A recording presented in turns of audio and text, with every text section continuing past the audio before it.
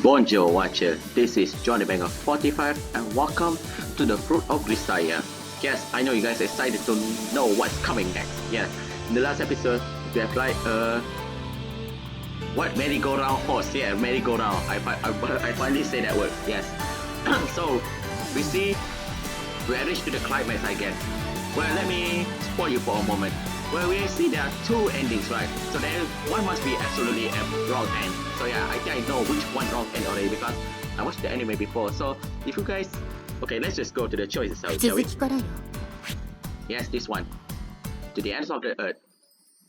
Run away together. Confront him together. Yes. So if you choose run away together, I don't know where they will be heading, but I think they will go back to Yuji's original place before he came to the school, I guess, where he lived with his old master, I guess. And if you choose confront him, everything went back to normal where Sakaki finally apologized to her father, and then they live happily ever after, come back to the old school and live their life like that. But the plus is they become officially couple, I guess. So Amane will no longer tease Yuji, I guess. So okay, what I'm going to do here, I'm going to do both this time. Yeah, I'm going to both select both. So let's see if the time is giving up. I'm going to play as max is 1 hour in here. Yes, so let's try it. So I will go run away together first because I want to see what's happening.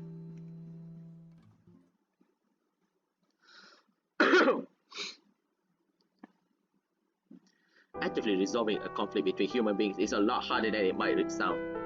First, you need to understand the cause and context of the disagree in great details. But if I've heard, either choices you choose, it depends on your previous choice also, so I don't know which will end in there I will get, so yeah. Only once you precisely identify the interests of both sides can you even begin devising a plan.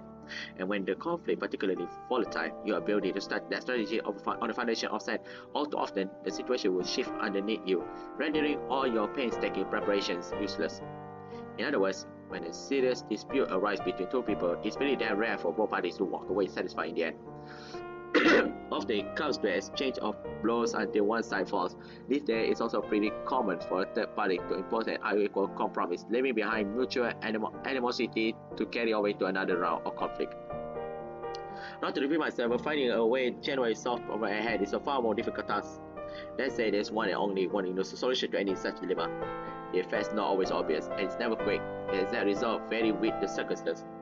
Still, everyone understands its absolute power, so when things seem truly hopeless, it's a matter we often turn to. Time heals all wounds.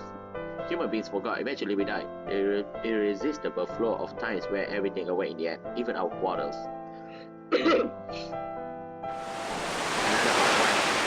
After carefully lowering a box of industrial wire to the ground, I wiped the sweat from my brow with a towel wrapped around my shoulders. September was nearly at the end, but from the weather, you'd think we were still mired in the dark days of the summer. The sun blazed ruthlessly down from the sky, and its blinding reflection from the sea is just as bad, but then again, compared to the guy who actually out there fishing, I don't have much to complain about. 風見さん、それ終わったら大石さんに電話入れてください。A young man carrying a similar load calls to me behind. Got it. Something happened at the office. 漁船の接岸の件で言いがかりをつけてきてるのがいるんですよ。それで風見さんにって言ってました。A new job, I guess. I'm not the harbor bouncer, you know. I take the wooden box from my co-worker's hands and add it to the pile with a sign. It's Oishi-san at the main office or out at the site. 役場です。連絡が来るまで電話の前で待ってると言ってました。So dependent. Well, not that I really expect him to stand up to a bunch of rock necks with a body like that. I run into the man every once in a while on the job. He always been on the scrawny side. うちで漁師連中を相手に真っ向から立ち向かえるのなんて風見さんしかいませんからね。Easy for you to say. I'll take care of this one. But I think I'm going to tell the office we need to start relying on the police. その警察も風見さんを頼りにしてるんですから無理じゃないですか。The police are? That's a little ironic. ね、風見さん、警察と昔何かあったんですか？あれだけ喧嘩強いからやんちゃしてたとかそういうこととか。The troublemaker, I guess you could say that. Probably not in the way you're thinking though. Leaving my co-workers cocking his head in puzzlement, I pushed the glass door to the harbor office and stepped inside. The air conditioner quickly cools my sweaty bodies. By the time I reached the phone, my overheated brain finally began to function again. おかえりなさい、ユージ。What? Hey Yumiko, you went out? ええ、買い物にちょっと。今日は早かったのね。Yeah, something happened at work. My boss was kind enough to let me head home afterward. いろいろ？ Nothing big. I'll tell you while we walk. Taking over from Yumiko's behind the stroller she been pushing along, I head down the road toward our apartment. It's a road we walked as a student a few years ago, but the circumstances are a little different now. Today, Yumiko and I are walking together, pushing our son along with us. What? Son? The two of us succeed in running away from Yumiko's father. I didn't have a plan for a direct confrontation, but in the end, the risk was just too great. Above all else, Yumiko chose his path. Hypothetically, if a direct decision had been different, I would have put my fears aside and taken the other road. Our continual life as fugitives absolutely wasn't easy or pleasant. Living a constant fear took its toll on our spirits and was scrapping by the painful challenge. There was a single moment of true peace. However, on the day we made our choice, Yumiko and I accepted that struggle together. We had to change our hiding place many times, living under false names and working many of jobs, but our determination is never faltering again. And about 2 years after our escape, the situation changed dramatically. Is that true, Julia? That day my work cell phone didn't just buzz once and fall silent. It rang and rang until I finally picked up. It was the first time that had happened since my desertion. Surprisingly enough, but the call itself was downright shocking. 嘘を言っても仕方ないわ。おめでとう。これで休戦よ。Jamie was calling to inform us that Sakaki Miyashika had bought his clandestine search and formally disowned his daughter Sakaki Yumiko. The reason was clear enough. Eager to obtain an obedient puppet to lead the Ichibi's group. After his retirement, Michiaki has grown frustrated with the fruitless pursuit of his daughter and adopted a son. It's not clear why he didn't select one of Yumiko's half sisters, but perhaps he simply had enough of child ready for one lifetime. In any case, Yumiko lost all values away, so he discontinued his investigation into her whereabouts. So in the end, Yumiko's really was nothing but a pawn to him. Normally, we wouldn't abandon the search for a daughter who lived under your roof just because you adopted a son. The way Michiaki gave out on Yumiko seems like a blatant demonstration of how little he cared for as anything but a tool. No matter how completely she turned away her feeling for the man, it was hard to imagine this would hurt Yumiko. どうなのかしらね。ただ、榊氏は私にその決定を告げた際、やけに寂しそうな顔をしていたわ。Are you sure he's not lying to you? What's that supposed to mean? わからない。ただ、捜索を完全に打ち切ったということは、あなたたちを解放したというふうにも取れるのよね。Well, if he wanted to harass us, it would be easy enough to just pretend he was continuing the search. そうね。推測でしかないけれど。It was only a possibility, but Sakaki Michiaki might have been showing us compassion in his way. Not that there were any way for us to learn the truth now. というわけで、あなたたちは自由になったわ。一応けじめはあるから、予備役としての役職は解かれることになったけど、警察沙汰になっていない以上、追われることもない。You probably had a lot to do with that, did you? Sorry. そのことはもう気にしないで。今はユミコを守ることと、生きることだけを考えなさい。Right. Since my kidnapping of Yumiko was never officially reported, there was no legal obstacle to us coming in from the cold. Still, I created an embarrassing political problem for Ichigaya and deserted my duties. A severe penalty was completely warranted. I honestly never thought they'd let me go so easily. Jamie must have pulled the hell out of a lot of strings on my behalf. Not to mention everything she did for me while we were on the run. All things considered, I owed my former superior a debt I would never be able to repay. それに、今回の後処理に関しては、もっと偉い人の意向が強かったの。私はその指示に従って動いただけだから。That's all. Don't have any idea who that would be, but tell me I'm grateful. Tell them I'm grateful. What's wrong, Julia? そうね。言っておくわ。ユージからってね。Yuji Oh yeah, them. Them refers to the Amane, Makina, Sachi, and also Michiru. For some reason, GB rephrases my request in an orderly, careful tone. The conversation continued for a little while after that, as we wrapped up the remaining formalities and briefly discussed the それじ future. ゃあユージ元気でね Of course, JB also sad because she can no longer see Yuji. Yeah, you too, Julia. And then just like that, the call came to an end. Staring down at my side before I took a deep breath slowly exhaled.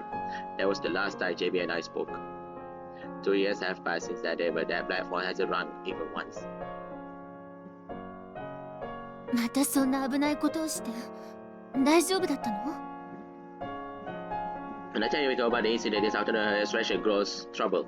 I find it wasn't anything out of ordinary. I mean, you know I can handle myself against a fisherman or two, right? それはそうだけど、それでも心配にはなるわよ。 After that phone call 2 years ago, Yumiko and I returned to the Mishiyama Cave, the town where we met. Thanks to JB's arrangement, I gained regular employment at the town's harbor management office, and the two of us were able to rent a respectable apartment.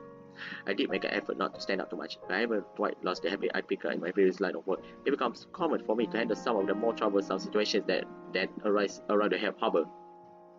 And that, of course, end up making Yumiko worried like this. I feel bad, but it's also been a way for the newcomer who got his job through mysterious connection to earn some trust. Personally, I don't mind as long as there is no real danger. ねえ、ユージ。 Yumiko draws her body close to mine. 頼られるのはいいことだと思うけど、もっと体を大事にして。これからは私だけじゃないんだから。ね。 Gazing pointedly down at our child, she hits me with a potent dose of guilt. もう家族がいなくなるのは嫌なの。 Yeah, you're right. I can't just think about myself anymore. Yumiko and the small child at her side are now part of my life now. From now on, I have to gradually start passing those problems off to the police. Alright, I promise I will work that out. Honestly though, it might take some time. ユージは人がいいものね。少しずつ変えてくれればそれでいいわ。Sorry, Yumiko. いいのよ。時間はいくらでもあるのだから。 I pressed too fast. There's a smile on her face as she pulls away. 後片付けしてくるわね。 Where is our child? I want to see. Right. Yumiko stands up and heads briskly for the kitchen, where she begins washing the dishes from our meal. It's hard to believe this apron young woman is the same person as the grouchy girl in the school uniform I met a few years ago back. She's become so motherly already. After the birth of our child, Yumiko's been talking a great deal about family. I suppose there's only natural now that we have a son, but I think there's another shade of meaning hiding in those words. Yumiko had another family once, one that fell apart in a terrible way. To me, it glows at the thought that loss is still casting a shadow over her. どうしたの？ Sensing my gaze, Yumiko looks back over her shoulder with a curious expression. Nothing, just thinking you're really starting to look the part. Mom. そう？もしそうなら嬉しいわね。 Something about Yumiko's smile suggests she's happier than her lukewarm response would grade suggest. Normally women don't like compliments that remind of them as age, but I think Yumiko's eager to take on the role of a mother, to become a part of a real family. Hopefully I can become a halfway decent father myself before too long. もう立派なお父さんだと思うけど。 Well, I'm still not thinking like one, as you pointed out this afternoon. そうね。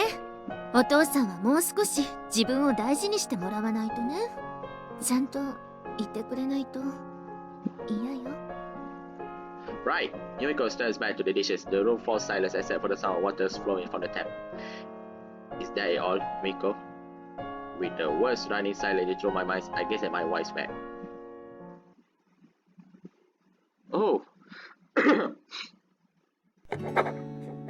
Today, 29:30. No problems with the quantity or delivery date. Opening up a small binder dangling around my neck, I flip to a blank form and make a few quick check marks. It's a simple job today, dragging emergency rations for disasters released out of the warehouse, inspecting their contents, and exchanging them when necessary. It's also incredibly monotonous. Naturally enough, my mind turns to other things. Should I say something to Yumiko? I'm pretty sure that Yumiko's memory of her parents are still waging on her mind. It wouldn't be easy enough to say something, but I don't know if that's wise. It might only end up making her even unhappier. So long as she doesn't bring it up, maybe the kind of things will be to pretend I haven't noticed. But is that really good enough. If certain doesn't feel satisfied, it certainly doesn't feel satisfied. 風見さん、電話入ってます。 A coworker slides the office windows open and calls out to me from behind. What she said again? Having talked to the police first, then we'll halfway through my sentence, the young man shakes his head and い interrupts. え、女性からです。スオさんとかいう方から。 Nani? Alright, got it. Just tell her I'll call her back. はい、わかりました。 A little while after reaching a good point to the tech brand, I take out my cell phone and calls to the list of her contacts. It's rare for me to use this thing for any numbers other than talking with Yumiko, but there are a few other numbers in here as well. Moving to the cursor to Swam and I press the dial button. ユージ久しぶり。元気だった？ Not bad, but before we chat, I got something to say to you. 何かしら？ Don't call my office. We've been over this before, right? Haven't we? Knowing you, I'm sure you enjoy making my coworkers wonder why I get a call from a winner other than my wife. It's a pain in the ass on my end. いいじゃないの。そういう浮いた噂でもないと一気に老け込んじゃうわよ。私はいつまでもギラギラしてるユージが見ていたいんだけどな。 So why the call? You need something? これといって用事はないんだけどね。そろそろユージもユミコの体に飽きる頃だから、もう一人ぐらいストックとしてどうかなと思ってさ。 Guess they are not keeping you busy enough at that restaurant. I'm going to hang up now. 待って切らないでほしいのよさ。 How many flustered yes brings my fingers to a halt just before I about to end the call. Once I got to really woke up. For some reason, she started talking like a certain person who's been working with her since Miyama Academy shut down. Nice to see they're getting along, I guess. It's your fault for saying that crap to a newlywed man with a child. ちょっと冗談言っただけじゃないの。過剰反応は奥さんから伝染しちゃった？ That wasn't an overreaction. It was the only appropriate response. Do me a favor and avoid those sort of jokes in the future. そんな、こっちはこっちでおじいちゃん相手に愛想笑いしとる毎日なんやから、たまには若い男子派をからかおうてもええやないの。 Trotting out her convenient poor little country girl access, Amane begins a familiar womanly war routine.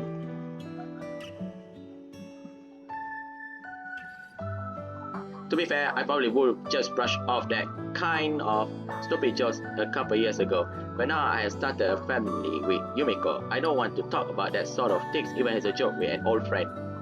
Fine, whatever. So how is it going over there? Anyway, you two doing alright? A change of topic since warranted, I switched the focus to a conversation to Amane. She's been spending pretty much all of her time helping out her family's traditional restaurant. At the first step, to eventually taking over the business. Sounds like it's been especially busy lately, but they're hanging in there. Of course, all our former classmates from Miyama are off living their own lives. Oh, sounds like things are going pretty well on the whole. で、ユージはどうなの？仕事も家庭も順調？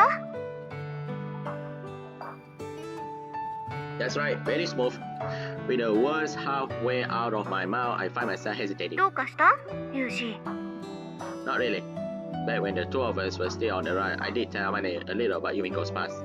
And although I never learned the details, I know Amane carries scars from her past as well. She just might have some useful insight to offer. Hey Amane, there's something I want to ask you about it, if that's alright. どうしたの？改まって。はは、さっき言ってた夜の話、案外言いたいとこ疲れたとかそういうことなの？ねえ。I tried to have a serious discussion here, Amane. 何よもう。はい、それでどうしたのよ。 Clearly noticed my serious tone of voice, she finally stopped screwing around. So here's the thing. そっか、ユミコがね。やっぱり過去ってそうそう消えないのよね。ああ、そりゃそうだわ。 While I was talking, Amane simply repeated in a thoughtful tone of voice as he compared the story against her own experience. 私にもはっきりしたことは言えないけど、ユミコはユージに言ってほしいんじゃないかな。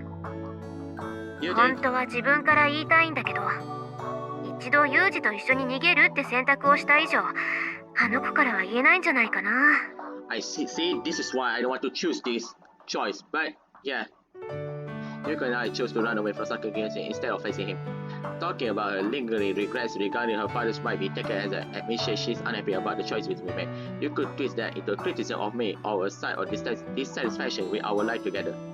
Considering Yumiko's personality, it seems very plausible she keeping quiet out of fear I would take it in the wrong way. どうかな。的外れだったらごめんね。No, you were a big help. Thanks. After ending my call with Amane, I just stand there for a while, lost in thought.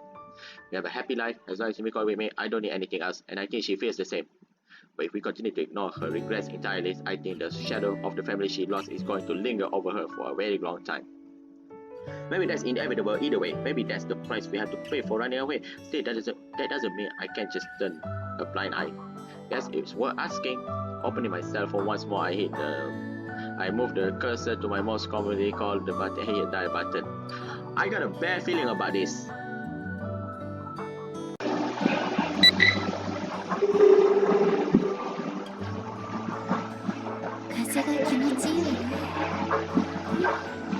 A cool sea breeze takes the edge off the late summer heat. These unseasonal warm days are going to be continuing for a while, but once the sun starts to fall, there's a hint of chill in the air. The season passed so quickly that it's almost scary. 今日はどうしたの？ちょっと遠回りしようだなんて、ユージらしくないから驚いたわ。The reason I called Yumiko earlier was to propose we take a walk after meeting out in this minute instead of heading straight home as usual. Yumiko seems a little fuzzy at first, but agreed easily enough. Well, I just want to make a little time for us to talk, I guess. Watching my wife's long hair fluster in the wind, I finally broached the topic I've been avoiding for so long. Yumiko, I've been wondering, do you really have no regrets? 悔いって何の？ I talking about your father. It's been on my mind for a while now. When you talk about me and our son, sometimes it seems like you're seeing someone else as well. そんな、それはだって一度選んだことじゃない。 All of a sudden, there's a deeply guilty look on her face. Looks like Amane was right. Yumiko was worried about admitting her feelings. I'm not criticizing you, Yumiko. If anything, I've been feeling a little guilty myself. I'm the one who made this happen after all. ユージ、そんな。 Would you like to see your father again? I don't know how long it will happen, but if that's what you want, I'll try to make it happen. Please be honest. Once again, I turned and gazed straight at Yumiko. You want to see your father after 2 years of escaping? A familiar beautiful face looks at me back, illuminated by the setting sun. ユージには何も隠せないわね。 Yumiko murmurs those words in a pensive tone, then bends down and reaches a hand inside the stroller I've been pushing along. Stroking the head of our side, affectionately she continues in a quiet voice. 不思議よね。あんなに憎んだのに、今になってこの子を見ていると、だんだんとお父さんのことを思い出すなんて。 This is what people say, you can't run from the past. So then, できることなら一度だけでもいいからちゃんと話がしたかった。でもそれを言っちゃいけないって思って我慢してた。 she looks up at me and smiles. 信じて、ユージとこの子との生活は本当に幸せなの。それが崩れるぐらいなら今のままの方がずっといいと思ってる。でももしその機会があって今の幸せを崩すことなくお父さんとのわだかまりを解けるのなら、私もう一度会いたいと思う。 There's so much strength in Yumiko's eyes right now, more than I ever would thought possible from her. This isn't anything like that sharp but fragile mask she always used to wear. It's the expression of someone with a firm will and courage to spare. They do say women get a bit of steel in their spine after becoming a mother, and look at the Yumiko's face, I find myself agreeing. Understood, sorry for dragging it out of you. I know that was hard to say. ユージこそありがとう。また気遣わせてしまったわね。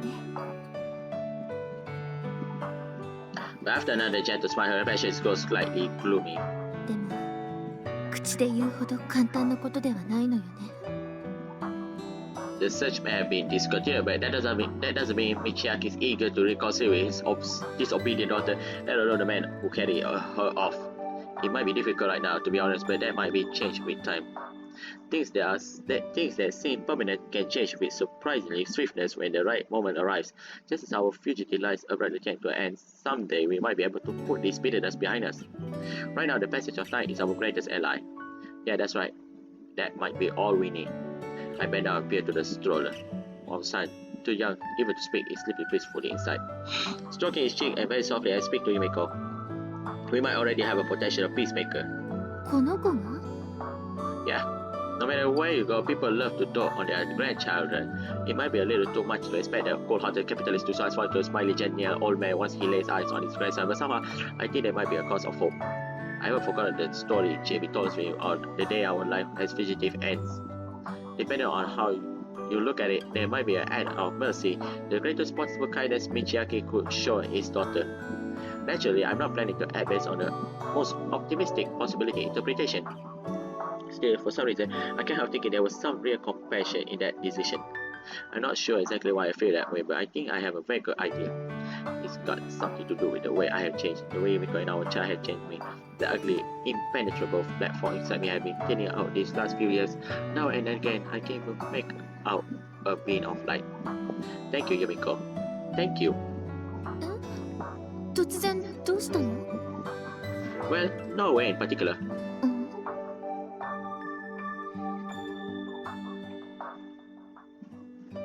I stroked my puzzled wife's head affectionately, then began to walk slowly along, gazing up at the pale red evening sky stretching out above us.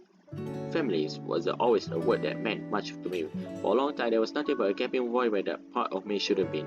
But in meeting with Yumiko and sharing my life with her, I had started to discover small fragments of what I had lacked for so long. Sakaki Michiaki ignored his family, threw his wife aside, and tries to use his daughter as a tool. And in his own way, I think he's a hollow, lonely man, not so different from how I used to be. I don't know how long it would take, but maybe one day I can tell Sakaki Michiaki what I have learned about the part of him he never even knew was missing. I say, we're going to do 2 times. We had choose run away. Now we go confront him together. Yes.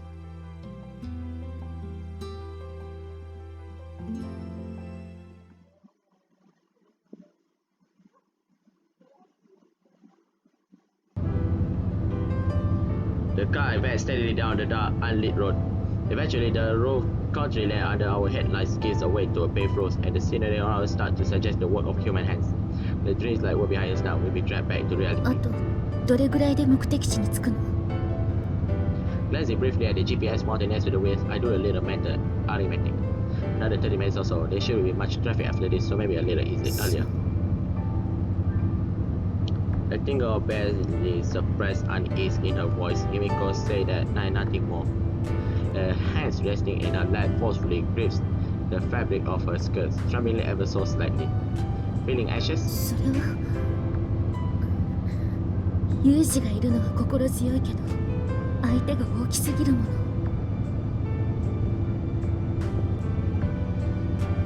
After all that running and hiding, we have suddenly confronted our enemy head on. Can hardly blame the girl for being a little unsettled. For all her anger, Yumiko was only able to resist her father through self-imposed isolation until now. This must be feel like something of a suicide mission. Don't worry, it's going to be fine. Taking one hand from the steering wheel, I reached down to Yumiko's lap and clasped her shaking hand. After a few strokes of my fingers against her white knuckle, that tense face finally relaxed a little. でも有志は一体これからどうやって戦うつもりなの After our mutual choice to confront Sakaki Michiaki, I promptly got in contact with JB, after which Yumiko and I laid low for a few days. And yesterday I received a call I've been waiting for. Yumiko and I set out in a rented car, but I still haven't told her the details of our plan or as of it yet.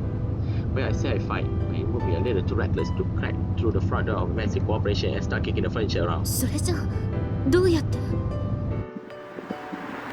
I eased to stop at the red light.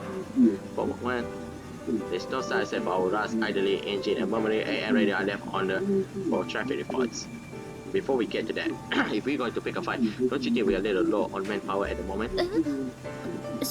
そうね言われてみればそうかも The sudden question leaves Yumiko's bemused. Right now, we are heading to the place where our allies are waiting. 味方の That's right, a handful of people who are willing to fight the war with us. The light changes to green as there behind the black minivan next to us is the passing lane. I ease forward to the intersection. Our small silverback back fake moonlight speeds earnestly down the all but empty national road. Surrounded by that pale green outline dodgily pushes forward, pursuing a single track of hope. We are here to find a battlefield, so to speak. Are they bringing? Climbing quickly out of the car, I wait for Yumiko to follow. As she stepped down from the passenger seat, the girl looks out at the dark building in front of us, her mouth hanging out to open in shock. ここって So, Amane and all her friends? Yes! Looking at my face, then at the building, then back my face, Yumiko started out a few flustered words. Paying her no mind, I straight forward and pushed her open familiar doors for the first time in a good year. Sure, it's been a while. Normally, returning after years absent would be enough to inspire that much emotion. But then again, considering all the dramatic changes that has transformed our lives since living this place, maybe it's only natural that I get a little nostalgic. 似た別の場所とかじゃないわよね。 But just as those words of disbelief leaves Yumiko's mouth, the sound of rapid footsteps approached quickly from far side of the lobby. ユージ、久しぶり。 Whoa! Before I can even turn around, a human missile barrels into my side and tackles me to the ground. ユージだ、本物だ。 Look, woman, could you manage a slightly more normal hello? だって本当に久しぶりだったんだもん。キュー。 Stop sucking on my damn cheek. Yumiko's going to. Squirming around, embarrassed, I managed to move my face just enough to look at Yumiko. Uh-oh. As expected, she's standing there at our co-ed professional wrestling match in an expression halfway between astonishment and fury. ごめんね、お嬢様のご機嫌をいきなり損ねちゃった。 Just get on already. It's hard to breathe with those great fat tits pressing down on my chest. え、マジで？まあそっか、慣れてる榊さんのおっぱいに比べたら私のはちょっとヘビーよね。 Sorry. Look, Amane. なーによ、ユージを1年も独占してたんだもん。これぐらいしたっていいじゃないのよ。 No. With a great difficulty, I finally managed to pry Amane off me. もう、なんなのよ。なんなのこれは一体。 As I clambered to my feet, Yumiko's angry glance gave way once more to an expression of sheer confusion. When it suddenly assault might have been surprised, but not nearly as so much as our return to Miyama Academy itself. 風見さん、榊さん、お帰りなさい。お久しぶりです。突然今日戻るとか言い出したからびっくりしたのよさ。 Yeah, sorry about that. I will explain the circumstances later. Sachi and Makina, looking completely unchanged from a year ago, make their appearance. たったいまー。はいはい、今日も周辺に異常なしだったわよ。ねえサチ、もうご飯できて。ってユージ、ユミコ戻ってきたの？今日なんで？いつ？みちる様、さっき確かに伝えましたよ。鳥頭が散歩に行く前に伝言なんて無駄の極みなのよさ。ちょっと聞いてないわよ。聞いたかもしれないけど、つか鳥頭ってあと散歩じゃないわよ。見回りに行ってたんでしょ。はい、みちる様が見回りに行ってらしたのは存じ上げております。お疲れ様でした。ご飯の準備もできてますよ。コロッケです。ありがとう。わかればいいのよ、わかれば。で、何か重要なことを忘れてるような。そうよ、ユージ、ユミコ、なんでいきなり戻ってきたのよ。ねえ。 Your mind works in an interesting way, Michiru, as always. I found myself smiling at the nostalgic farce that's playing out before my eyes. On the other hand, Yumiko stood stunned, even to speak. The expression on her face suggests an ongoing internal debate as to whether this is reality or some kind of dream. ユージ。 Finally, she reached out tentatively against the sleeve of my shirt, a little tuck. 一体どういうことなの？いきなり寮に戻ってきたと思えばみんな揃ってるし、しかも何かわけのわからない話をしているし、ねえ、私だけなの？何も分かってないのよ。Not even sure where to begin asking questions, Yumiko lets her confusion spill out in somewhat jumbled stream of words. ユージ、あんた、榊さんに何も説明しないで帰ってきたのAmane raises an eyebrow in surprise. Well, more or less, there was a lot going on. Didn't find the time to explain. それは、榊さんが混乱するのも無理はありませんね。そんじゃお兄ちゃんの部屋行って話しようぜ。あと腹減った。はい、それじゃあご飯を食べながら作戦会議にしましょうか。そうね。ほら、みちるも頭ひねってないでご飯食べましょう。あれ、なんだっけ。作戦、飯、Although we probably just made Yumiko even more confused right now, for the time being, we decided to regroup in the management room. In other words, my former residence. Alright, where should I even begin? After everyone settled down inside the room, I paused to collect my thoughts. I actually take a quite number of steps without Yumiko's knowledge. In some cases, matters are tangled enough to explain systematically, might proving challenging. では、私から質問していいかしら。Makes sense. Clearing out your questions to make things nice and comprehensible. じゃあまず、この場所について、どうしてまだ学園が残っているの？そして、みんなはどうしてここにいるの？ From the question, I assume you thought this school was going to be shut down? だって嫌な言い方だけれど、ここはもともと私一人のためにあの人が作った場所だから。When you disappeared, so did the meaning for its existence. That your line of thought? ええ。だから戻ってきてすぐにそれが気になったのよ。卒業しているはずのスオーさんまでいるし、どういうことなのかって。The super senior in question responds with a bright, casual smile. まあ、榊さんとユージがいなくなった後、そういう話も出たんだけどね。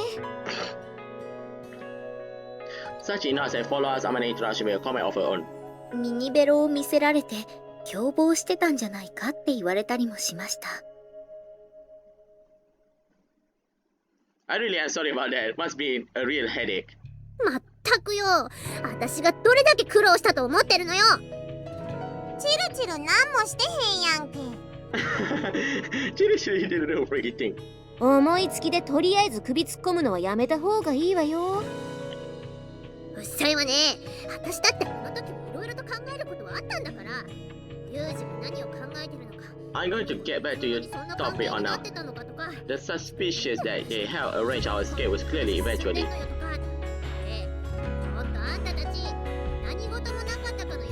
I'm going to get back on topic now. The suspicion that they had arranged our escape was clearly eventually. Soon afterward, the principal informed everyone the school will be closing its door.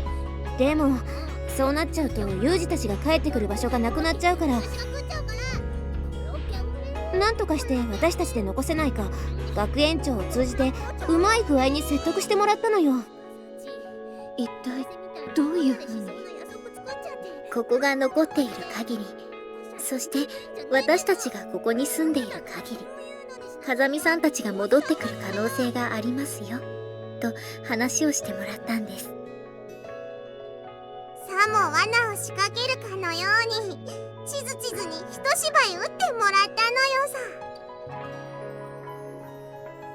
狙いは成功。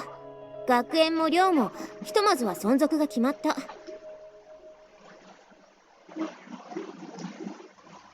まあしばらくの間は周辺を妙なのがうろうろしていたけど、それも時間が経つにつれて減ってきたしね。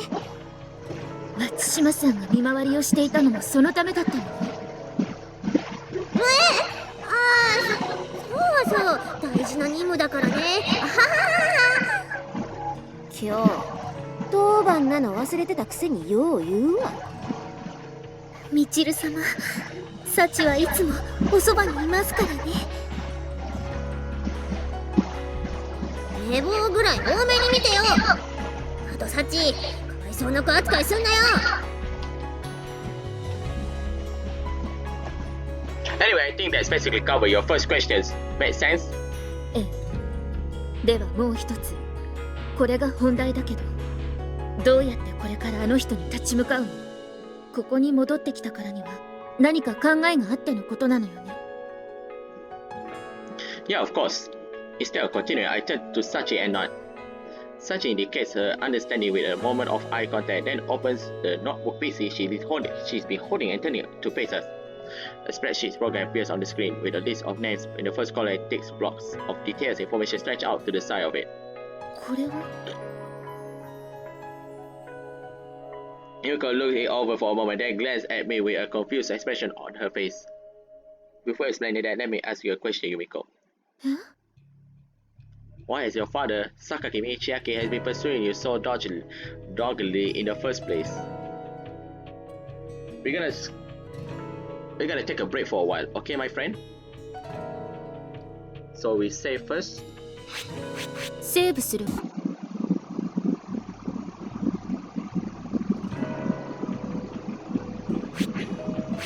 セーブするわ。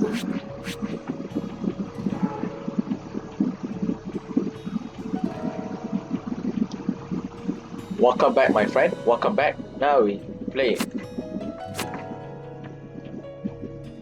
どうしてって、それはあの人の会社の跡継ぎに血縁のある私を添えて道具としていいように利用するため。娘だからどうこうというより先にそれが立っていると思う。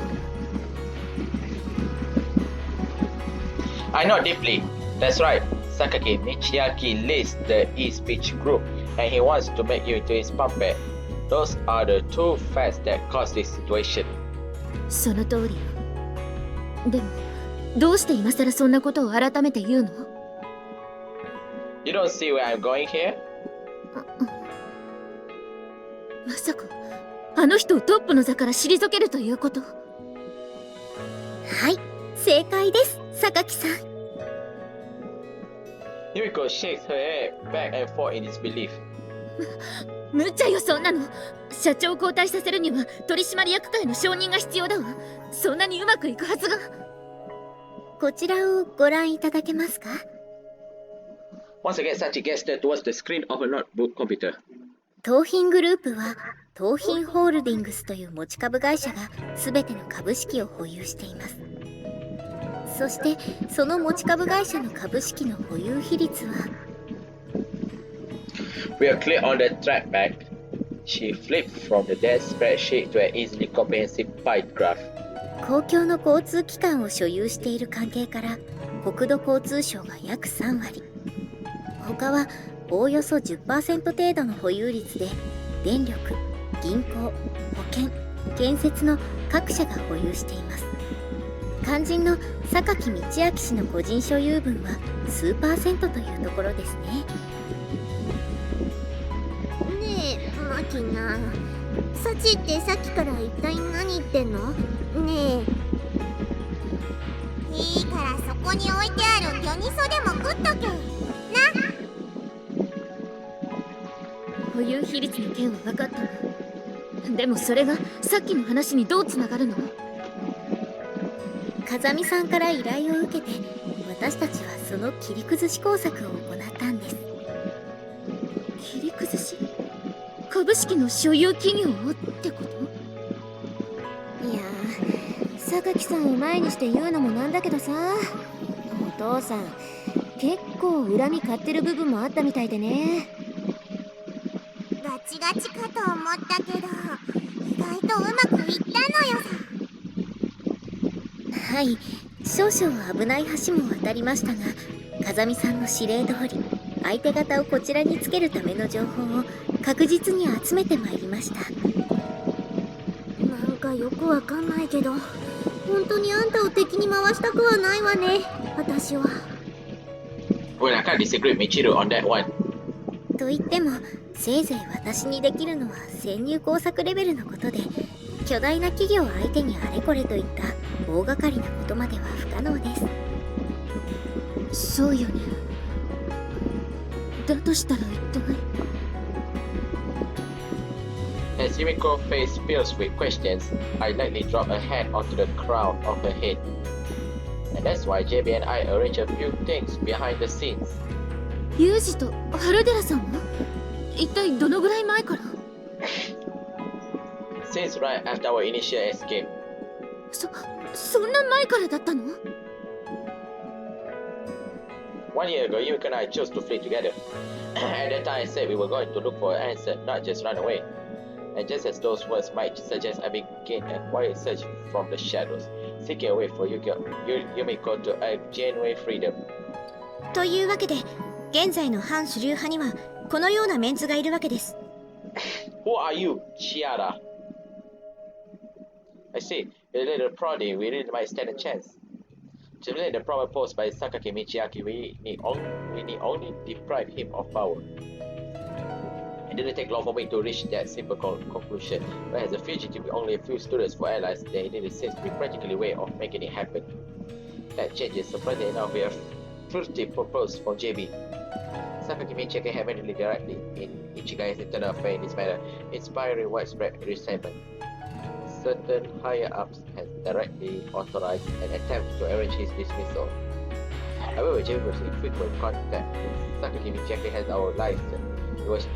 It was too dangerous for her to take any direct action. I was assigned her direct subordinate, a woman called Chiara, to assist in planning the coup. 現在はまだ過半数に達していません。今後は敵に気づかれないように協力してくれる勢力を増やしていくことが必要となります。Right, I've already explained matters to the others at the dorm. Go ahead and get in contact with them as well. わかりました。Though with extreme good fortune, there was always what JB called a hostile internal power operating inside the East Beach ownership. It didn't prove difficult to make them into our allies. In any case, we carry our complex preparation forward carefully but steadily, aiming to arrange a day of reckoning. Not that I mentioned any of that to Yumiko at that time. Such a flashback. Not too long ago, we finally managed to secure a majority for the opposition faction. I take out myself for a host up for Yumiko to see. You know how we hide out for a few days before coming here? あれもこのことに関係していたの？ Just stalling for time while our allies called an extraordinary general meeting. Agenda pretty simple, a resolution for certain board members' dismissal. 解任動機。 That's right. We're going to have Sakaki Michiaki removed from the board of directors. 取締役を罷免。つまりそれが成立すれば代表でもなくなるということ？ Exactly. You can't be the representative director of a stock company. It's president if you're not even a director. I stepped over my cell phone and typed out a series of digits. It's the same number Yumiko called from the public telephone about a week ago, on the verge of giving up hope. The same call that nearly meant our defeat, but this time it's a declaration of war. こんな時間に誰だね。非常識な。In response to Michiaki's surly greeting, I finally clearly announced myself. This is Kazami Yuji. From the other ends of the lines, the man audibly catches his breath. なんだと。 All of a sudden, Michiaki shifts into an entirely different gear. There's obvious tension in his voice. 本物か。お前、今どこにいる。答えろ。 I'm inside the prison you built. 牢獄だと。 After considering this for the briefest of moments, Michiaki responds with a shout. 美浜学園か。今さらのうのうと戻ってきたというのか。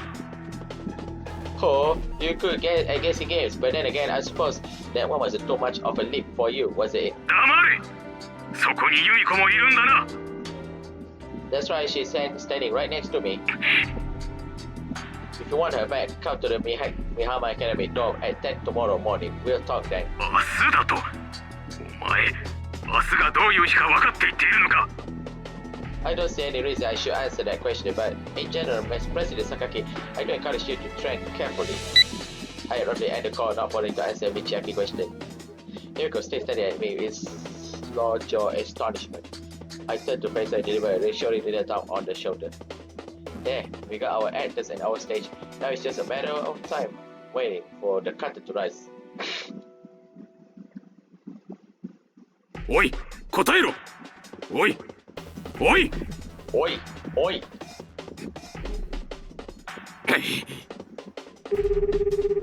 私だ。今から社へ向かうぞ。ああ、そうだ。ユミコの件で動きがあった。それと市ヶ谷へ緊急連絡を回せ。すぐにだ。そうだ、アルデラだ。あのスパイ女を陸将補経由で連れてこい。明日の総会、そこに絡んでくる可能性も出てきた。逃げられる前に急げ。分かったな。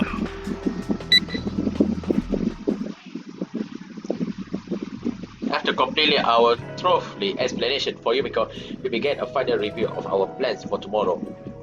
Yumiko and I were handed the actual discussion with her father. Everyone else focused on gathering information.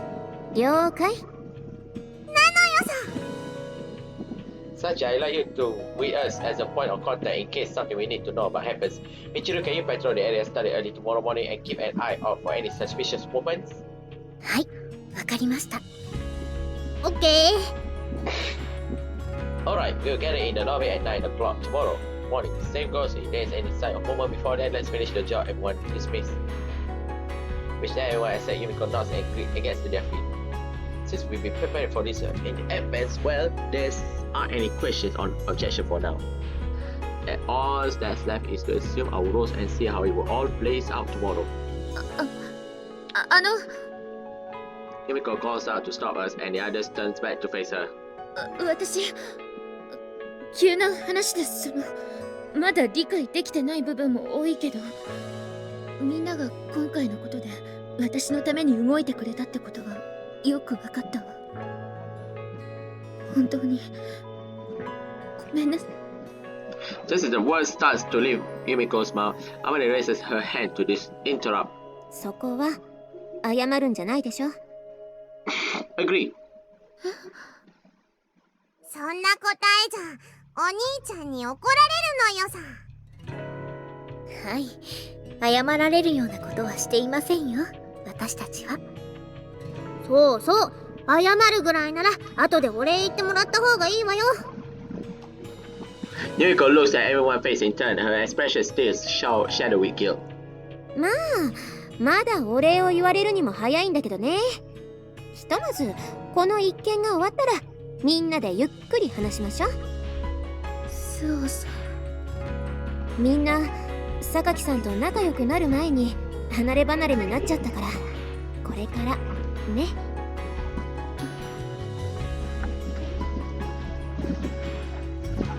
Even after our classmates leave, a conflict expression lingers on Yumiko's face.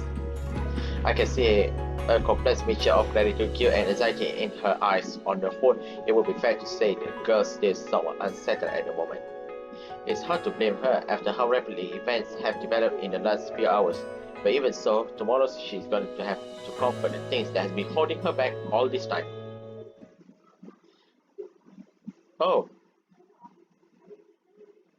ユージ、もう寝ちゃった？ Yeah, having trouble sleeping? I decided to have Yumiko sleep in my room tonight for security reasons, if nothing else. It's been a while since we turned off the light and got into her bed, but there's no hint of drowsiness in her ユ voice. ージは本当に勝てると思ってる。 The uneasy words echoes inside the dark, quiet room. If I did it, I never would have asked you that question in the first place. 本当に？ Yeah, compared to risking everything on a toughless bed, running away and keeping our heads down would have been the clear choice, much less risk involved. I heard clothes rustling softly on Yumiko's side of the bed. We've been lying down with our backs turned to each other, but it sounded as though she turned to face me. そうよね。ごめんなさい。あなたはいつも考えているものね。 She paused for a moment and sighed softly. あなただけじゃない。寮のみんなにしても、私のためにずっと長い間頑張ってくれて。それに対して私は何一つとして役に立てていない。こうしてお膳立てしてもらっても、未だに不安でいっぱいで、逃げ出したくなってしまう。 Yumiko, don't you remember what I told you at the very beginning? I thought I was pretty clear about this when I coaxed you out of that airplane. Nobody needs your guilt apologies. Try gratitude. All you have to think about right now is breaking away from your father and the Sakaki house. Once you get your freedom, show your appreciation to the people who help you. That's all the repayment we need. できるのかしら私に。 Of course you will. You have made your own decision for the last year, Yumiko. You have grown. Have a little confidence in yourself. そうよね。スオーさんにも言われたしね。せめてちゃんと返せるように。 My word seems to have at least some effect as Yumiko mumbles vaguely encouraging words to herself. There's another rustling sound from the other side of the vents. She seems to have turned away from me once more. It's not like I am absolutely confident about our chances myself, as sure as hell not qualified to be pompously branching at Yumiko's like this. The words I spoken just now were directed to myself as much as an attempt to persuade a coward to stand and fight for once in his life. ユージ、お願いがあるの。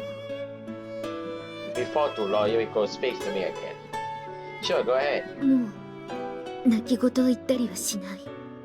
みんなのためにも、ユージのためにも、自分のためにもあの人に立ち向かう。だから。 She hesitated for a moment, then continued slowly. 最後とは思いたくない。でも、もう明日しかないから。抱いてほしい。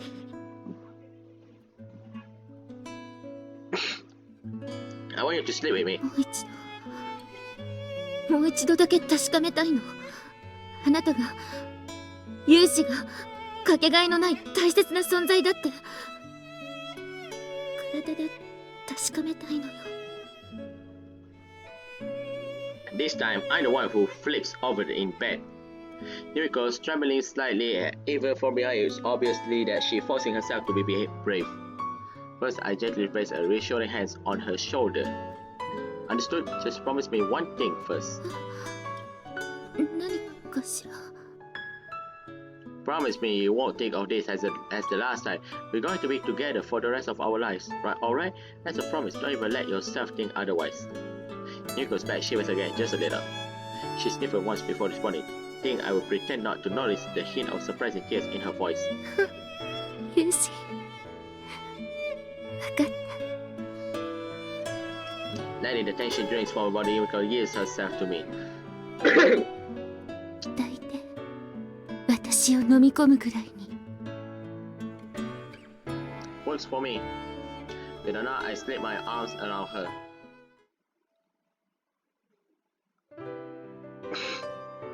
After we truly confirmed our mutual feelings, Yumiko and I continued talking for a long time. She seemed less uncertain than before. Her voice has regained something of its usual calm.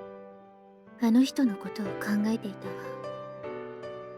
Sakaki Michiaki? Yumiko nods slightly against her pillow. 私はあの人のことを恨んでいる。憎み続けてい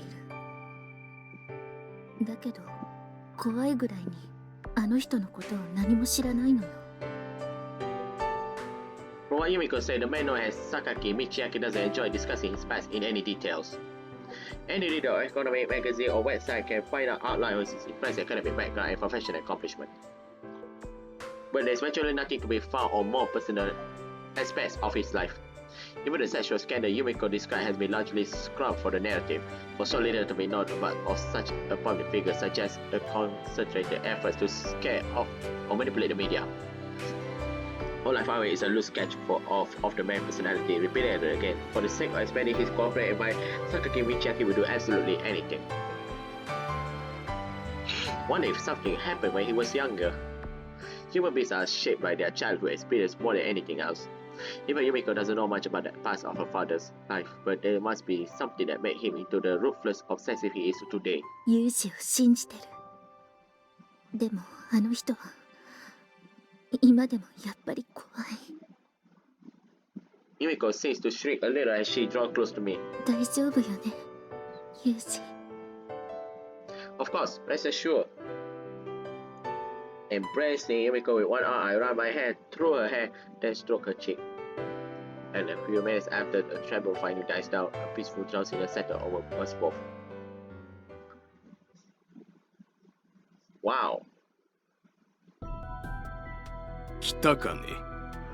You guys not sleep yet? ええ、もう来る気はありませんでしたが、緊急にとのことでしたので。風見雄二から連絡があった。はい、その旨報告は受けております。あの軍人上がり、生意気にも私を挑発してきた。由美子を返してほしければ明日あの辺境の町へ来いとのことだ。私どもの部下のやったこと重ね重ねお詫びいたします。至急現地に赴きまして説得を。そんな猿芝居はもういいんだよ、パルデラさん。私はこの一件に関与していないと何度も申し上げ、証拠も提出したはずですが。あくまで白を切り通すか。まあいい。ひとまず明日が終わるまではおとなしくしてもらうぞ。おい、やれ。はい。What? 社長、どういうおつもりですか。これは私どもに対する不当な行為であり、拘束など。無論あなたの上司の許可は得ている。表向きは泊まりがけのご招待だ。後で何を言おうが遠慮なくもみ消す。Nani?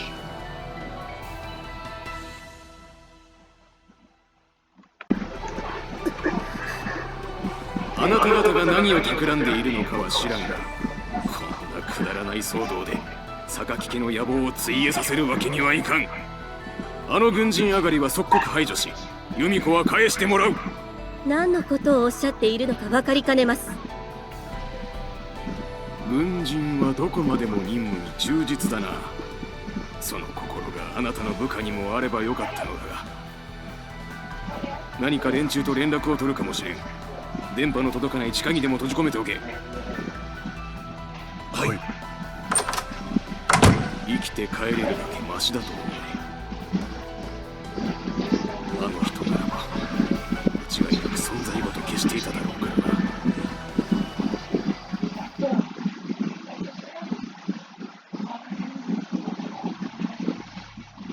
By the time the morning light already against my eyelid wake up, Yumiko's already got out of the bed and dressed herself. Noticing me still, she turns back to face the bed. ユージ、おはよう。Hiyo. Her voice is clear and dignified. There is no hint of weakness or fear from last night. Besides, though, she steeled herself for what's coming. Yeah, morning. I rolled out of the bed and quickly began my own preparation.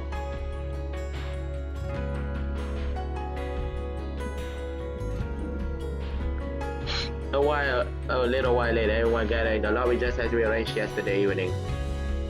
It's 1 hour before our appointment with Michiaki. Time we will use to make a few final preparations. そろそろ時間ね。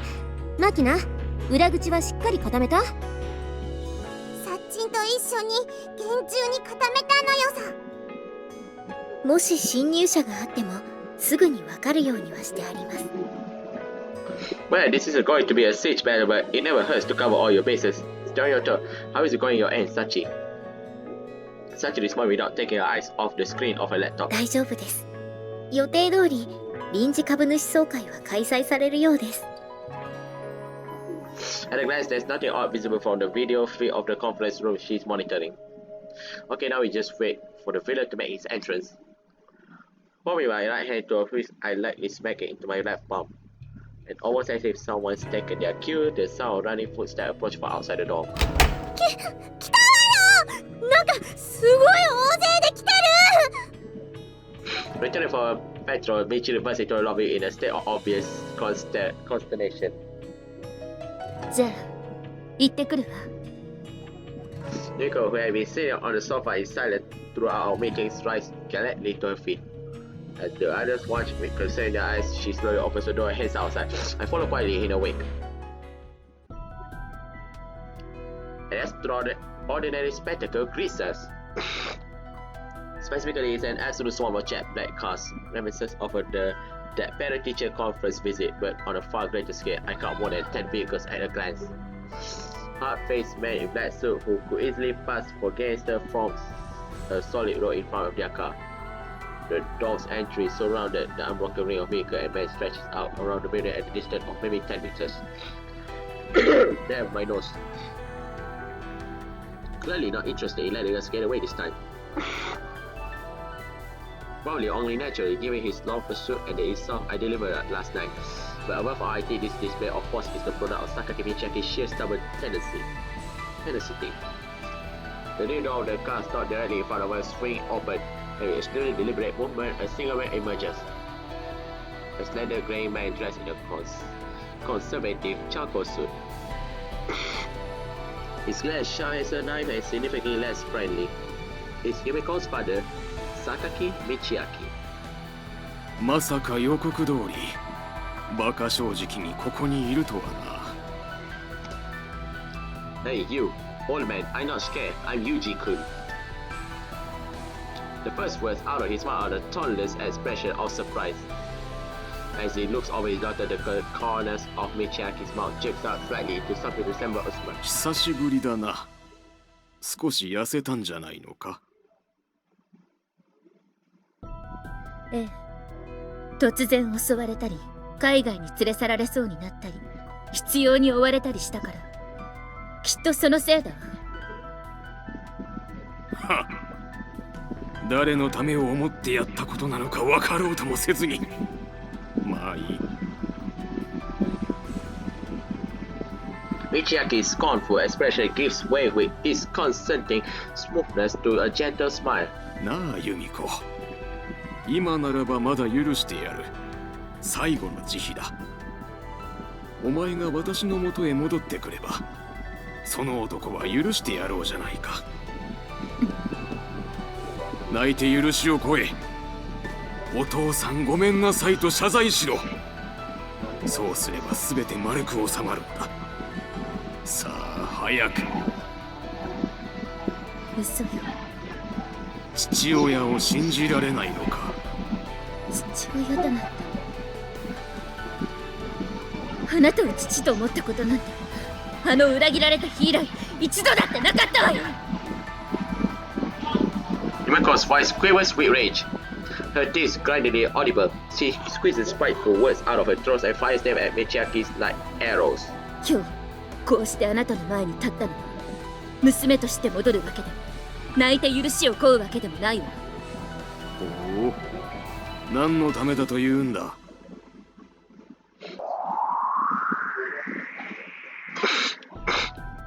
A gust of wind blows across the yard, kicking out a swirling cloud of sand. For just a moment, it hides Michiaki's from view, and when he appears again, Yumiko's tightly their first lips open. あなたと決別するためよ。Michiaki doesn't even flinch, but Yumiko's presses on regardless, her eyes slightly downcast, letting the anger she carries inside flow freely out of her. ずっと孤独だった。あなたから捨てられ、何もない時間を過ごし、一方的に呼び戻されて、裏切られて。私にとっては家族なんて存在しないも同然だった。一方的に放り込まれたこの学園でも、私は囚人同然の生活を押し付けられた。誰とも話さず、何も考えられず、ずっと一人きりだった。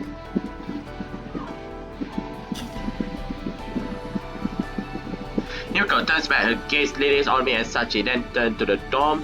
Oh yeah, wait, Sachi, I don't saw Sachi. Then turns to the door where our other classmates are waiting. I never seen such a peaceful smile on her face before. Sorry. ここには同じような傷を負った子たちがいたわ。すぐには無理だったけど、少しずつゆっくりと話していくことができた。そしてユージが来た。ユージもまたいろんなことを私に教えてくれた。私を人間にしてくれた。With a flutter of her hands, she spins back to face Michiaki once more. なのにあなたはそれすらもまた奪おうとした。 And I'm angry now. I'm angry, father. 私には空想のものばかりを与え、心の通ったものは何一つとして与えようとも持つことも許さなかった。でももう私は言いなりにはならない。自分の口で喋って自分の手足で動いて、あなたの人形になんかなり下がらない。あなたはたくさんのものを壊して潰してきたの。お母さん裏切ってボロボロにした。 Yumiko's eyes opens wide in a furious glare. Her teeth snap together even more loudly than before. あなたみたいに感情のない機械なんかに父親だなんて言われたくなんかないのよ。生意気な口を叩くな。 He going to slap you. A harsh blow cuts through the air. For a moment, Yumiko flinches back. お前のような子供に何がわかる。 Michiaki takes a first step towards us. He speaks in a voice so low it seems to rise up from the ground underneath his leather shoes. 父から受け継いだ大盗品を小娘のわがままで潰すわけにはいかんのだ。ゴミのような周りの企業を掌握し、傀儡を増やし、いつかは国をも買う。それこそが父の夢であり、父と同じである私の夢だ。父は私を人形にした。自らがその人形の中に入り、動き、大盗品を揺るぎなきものにした。私はそれを継ぎ、お前を新しい人形にして器をさらに大きくするのだ。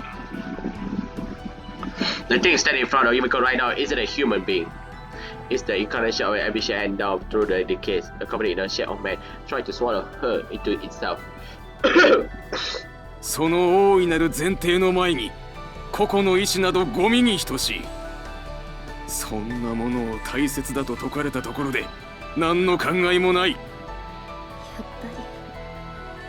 り人間じゃないの、あなた。また小娘の分際で人間がどうだのと語るのか。もうたくさんだ。お前の母親もきっとそんな甘いことばかり言っていたから勝手に潰れていったのだろう。お母さんのことをそんな風に言わないで。元はといえばあなたが原因を作ったんじゃないの。会社の発展のためにあの程度のことすら許容することもできなかった強量な女だ。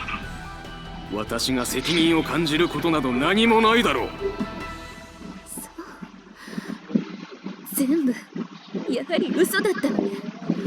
私に言ってきた言葉も態度も何もかもが。さあ、時間の無駄だ。実力行使に出てもいいが荒っぽいことはしたくない。おとなしく車に乗るんだ。As Michiaki extends his hand, Yumiko draws back to a step in refusal. The next words come out of her are delivered in a voice as cold as あ ice. なたはもう終わりよ。なんだと。わからないの。なぜユウジがあなたを今日ここに呼んだのか。なぜ今日でなくてはいけなかったのか。Michiaki's eyebrows twitch ever so slightly. A moment later, with an expression caught halfway between an angry scowl and an amused smile, he answers, "My bad." 今日、そうか。やはりお前たちがやったのか。そうよ。東浜ホールディングスの臨時株主総会。社長の解任動議が今日可決されれば、あなたは社長の座を失う。私を傀儡にして達成するはずの野望も、ここで完全についえることになるわ。Michiaki listens to his daughter's words expressionlessly. There's no anger, no surprise, no score of fear. His face is simply blank, and somehow that indifference is more intimidating than any emotion could have been. Finally, a dry writer chuckles emerge from his throat. 何がおかしいの？いいぞ、いいぞ、ユミコ。そうして社会のお勉強をするのか。これからの仕事に役立つな。いや、まさか自ら勉強してくれるとはな。Clasping his hands together with easy confidence, Michiaki responds as if genuinely pleased by the situation. There isn't the slightest hint of anxiety in his cold, amused eyes. まだそんな強がりを言うつもりなの？現実を見てからそんなふざけたことを。強がり？そういうのはきちんと情勢を確認してから言うんだな。お前の方こそ現実を見た方がいいんじゃないのか。Nani?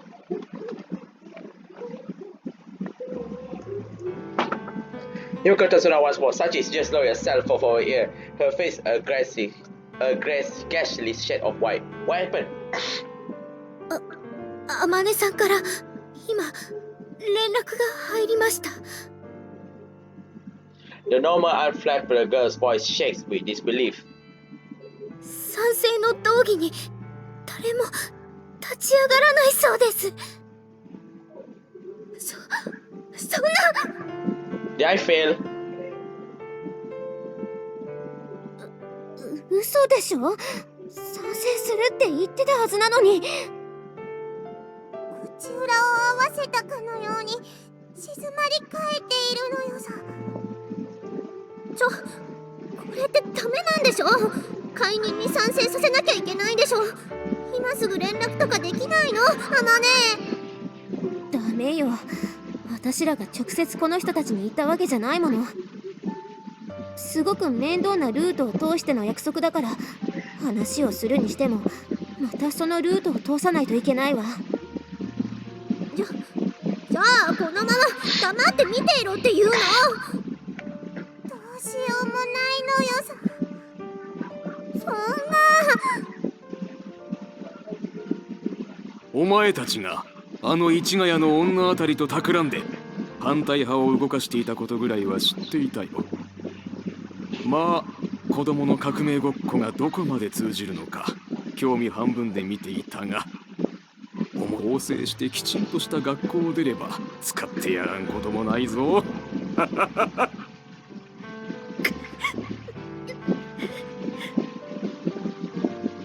As Yumiko bites down on her lips in frustration, Michiaki takes another step forward. He strikes even larger and bolder than before. さあ、今度こそ本当に終わりだ。私の人形になる覚悟を決めろ、ユミコ。Come to Papa. いや。覚悟を決めるのなら、そうだな。そこにいる軍人上がりのガキも性欲処理用として飼うのを許してやらんでもないぞ。まあ、そんなの許せるわけが。Oh my, I just keep. Damn, son, but of course I had to strike him of every share of human dignity first. Holy shit. Yumiko is still mounting her best attack and resistance, but the mind has shifted entirely in favor of her father. His face placid and composed, Michiaki takes another step forward. And this time his screw eyes flick over in my direction. おい、軍人上がり。そこに突っ立ってないで、お前も何か言ったらどうなんだ。His tone, his voice is like teasing. 女にばかり前に立たせて喋らせるとは情けないにも程があるだろ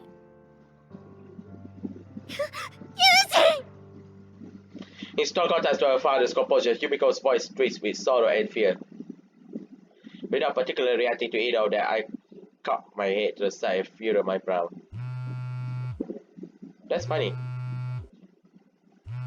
Do I hear a phone? A phone. Michiaki grimaced sourly in evident disappointment. なんだと？別に構わん。出るがいい。どうせすぐに電話など取り上げ。Wrong. That sounds like a phone's ringing, but it's not mine. Somebody else must be getting a call. 何を一体言っているんだ？ The man clearly seems to be thinking this somewhat less important right now.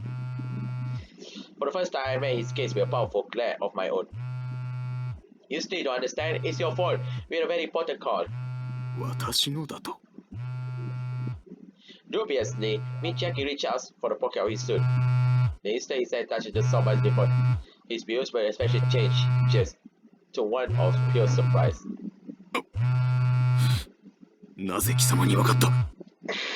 Why you open your eyes? Look at his face, guys. Look at his face.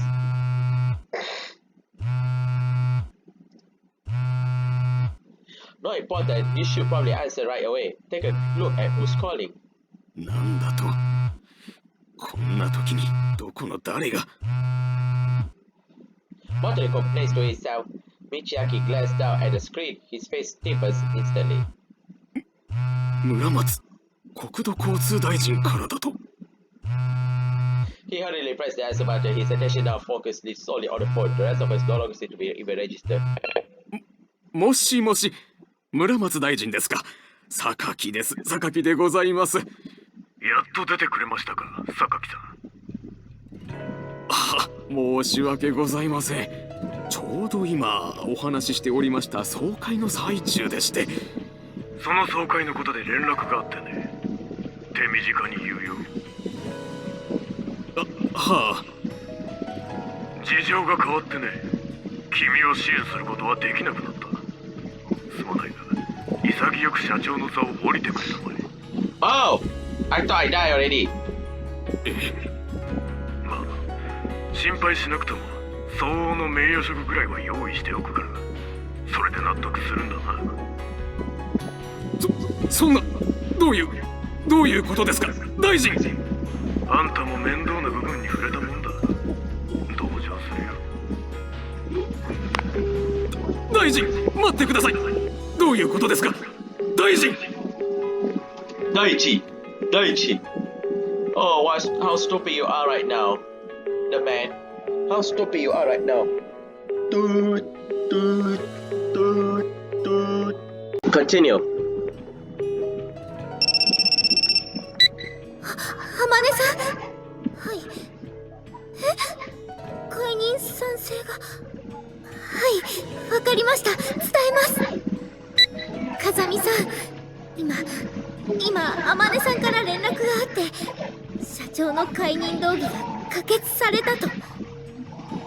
様子見だった企業も次々と解任賛成に回り、最終的に8割の票を集めたそうです。Yeah, we won! I know casually to acknowledge Sachi's report. Not as much, just how Jamie told me it would play out. Entirely on the other end of the emotional spectrum, Sakaki Michiaki stands before me in stunned, furiously disbelief. It's hard to believe he's the same man who was so full confidence before that phone rang.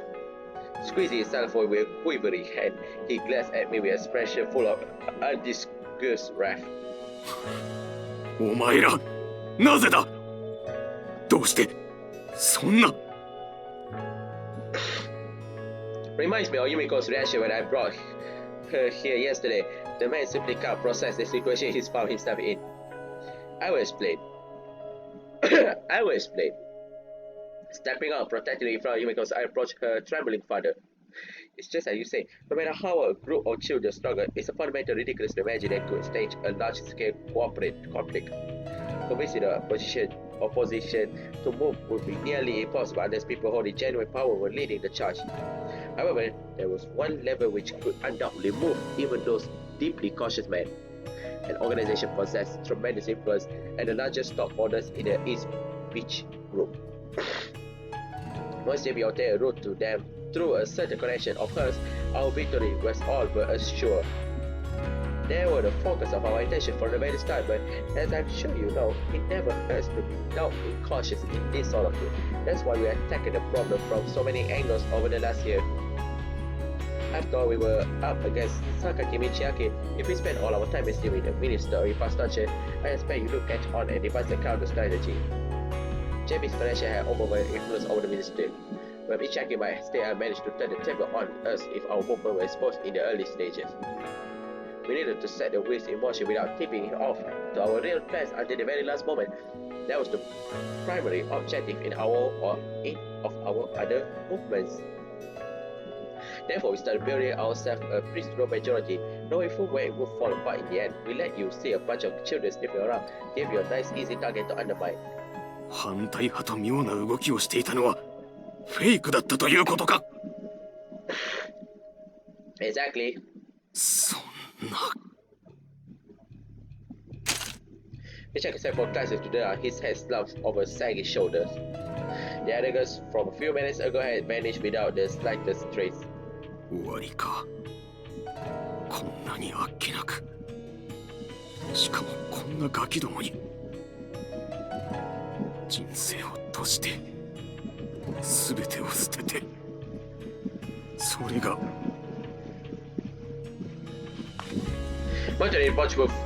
Moderately approachable words to no one in particular, he drags himself back to his car and climbs slowly inside. The black man surrounded him by sensing their employees, the feet hurry began to withdraw. With the roar of the dozen engines, clouds of dust from many tires fills the air as if to mark the conclusion of our battle. How many bursts out of the door moments later? Marky and Mitchell's followers in the wake, their faces overflow with joy. サッチンから聞いたぞ。お兄ちゃんは全部わかってたんだってな。 Yeah, sorry for startling you. もうびっくりしたわよ。最初からそういう仕込みだったなら言っておいてくれればよかったのに。はい、私も連絡を受けた時は寿命が縮む思いでした。あんたが言うぐらいだから相当なもんよね、サチ。ともかくこれで晴れて榊さんは自由の身なのよね、ユージ。 Yeah, sorry about the drama, Yumi. Just like the others, Yumiko's face is filled with relief at our come from behind victory. Also, I imagine, but when I turn around, I find something else entirely. Yumiko turned to a different direction from the rest of us. Not less there quiet than before, she gazes far off into the distance. Think you guys can head back inside before us? I turned to our friends who nodded quickly and returned to the door. After watching them all enter the building, I fixed my eyes on Yumiko once more. Her face speaks in the direction that groups of cars disappear. The eyes of Sakaki Michiaki's only daughters are quietly gazed after the man who stayed her bitter enemy until the very end. Yumiko. I call out her name once more, but Yumiko doesn't move and her expression doesn't change. She's not crying. It doesn't look like she's crying. Her face is simply lonely. Lonely. The clouds of dust that had been dancing through the air eventually fades away as the wind carries them out of sea to sea. The familiar campus had returned to a familiar state, and still Yumiko stands rooted to the spot. As I watched her from behind, I heard the cry of a kite overhead like a shrill note on a flute. The small black bird of prey glides serenely past us, making its way to the ocean, just like one I saw on the rooftop of this dorm once. It's a painful normal summer scene, almost as if someone's trying to remind us how small our struggles are, how insignificant our hatreds. A certain place. No matter how much power you hold, no matter how wise and widely respectable you may be, there is one force you are completely powerless to resist. No one in the world is capable of stopping the flow of time.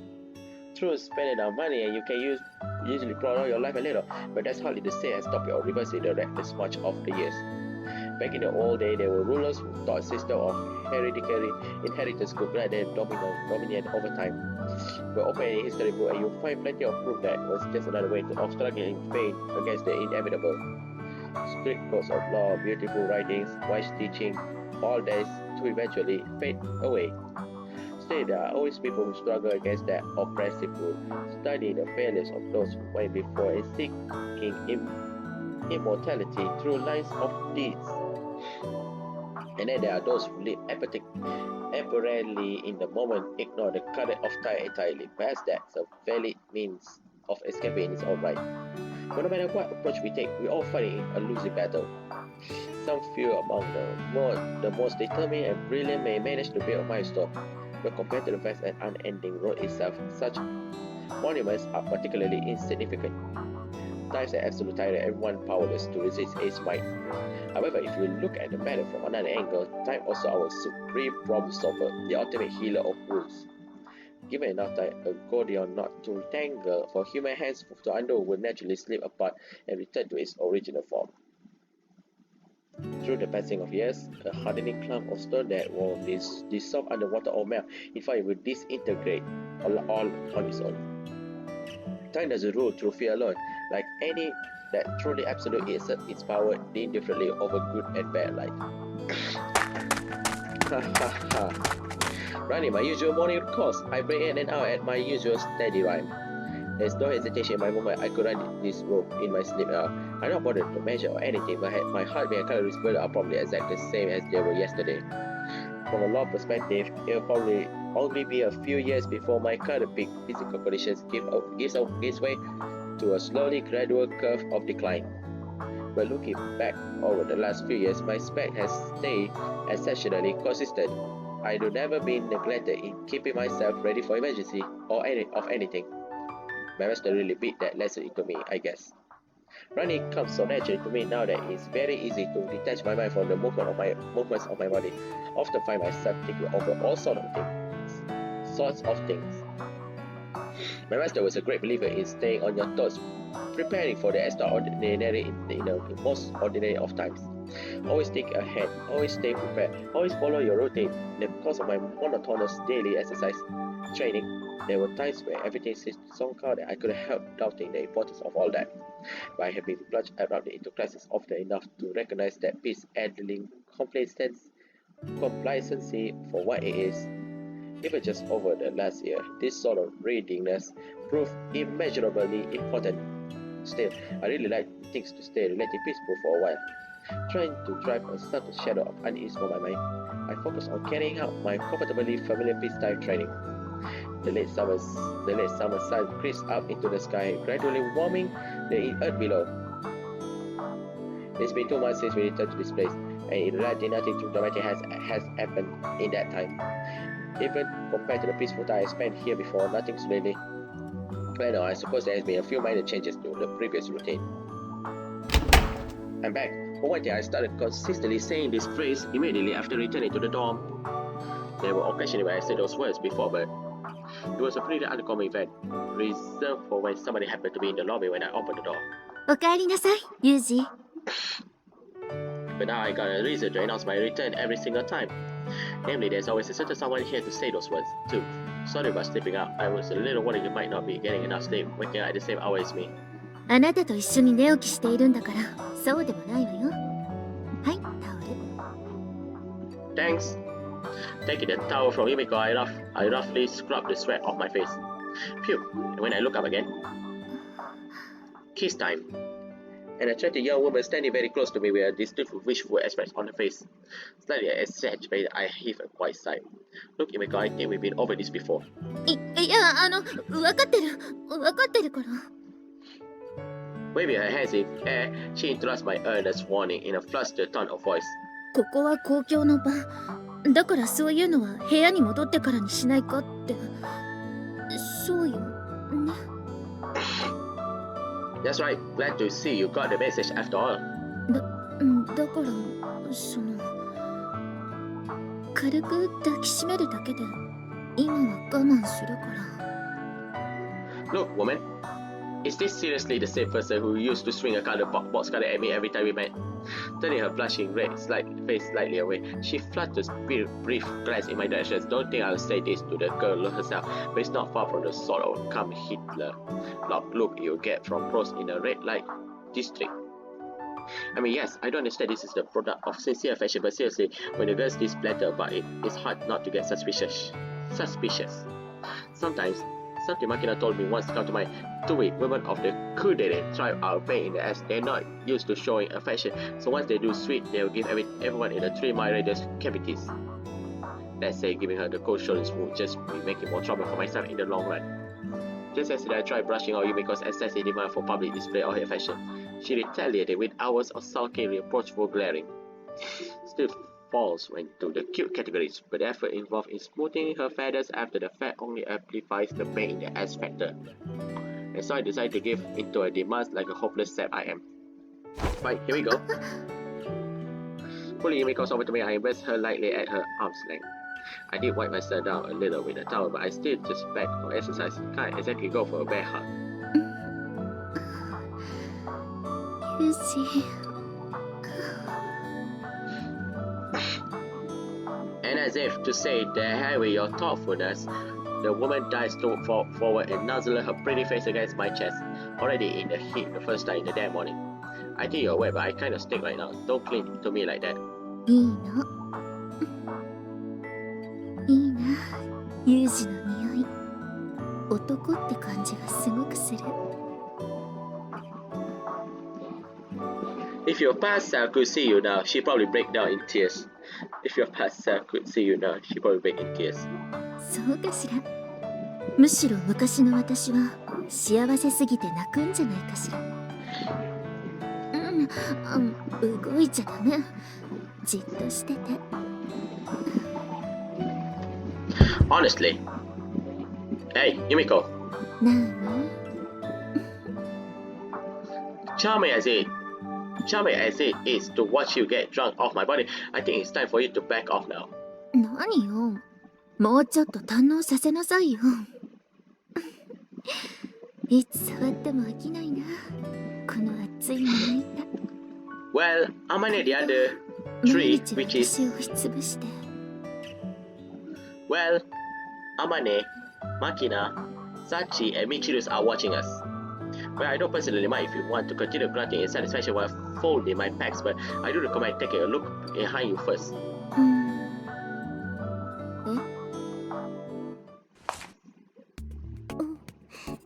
いいな、ユージの匂い。いやー、人間長く生きてみるものね。こんな光景を毎日見ることになるなんて少しも想像できなかったわよ。人間の無限の可能性を感じるのはみちる様だけではなかったのですね。この小峰幸、毎日が発見の連続です。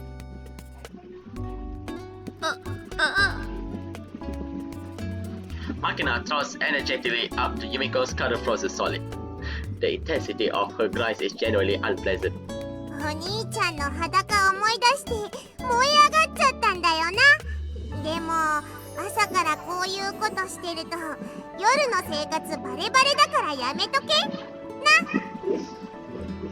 Makina-chan never failed to impress me with her kawaii sound. Thumping Yumiko's shoulders in a companionable way, she barraged her with merciless words.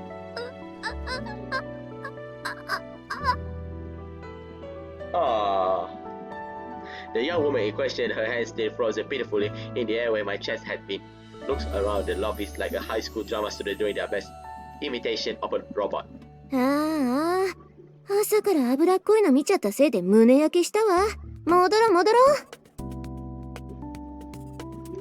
そうですね。榊さん、どうもごちそうさまでした。由美子、最低限の人間の尊厳は保つようにしなさいよね。One by one, the others give the status to Yumiko's apparently slaps on the shoulders, then shouted off mocking her. There's some real affection underneath those wily smiles, but also undeniable a good deal of exasperation. I don't know how to pronounce this word, mixed in all as well. Hey, Yumiko, you alright?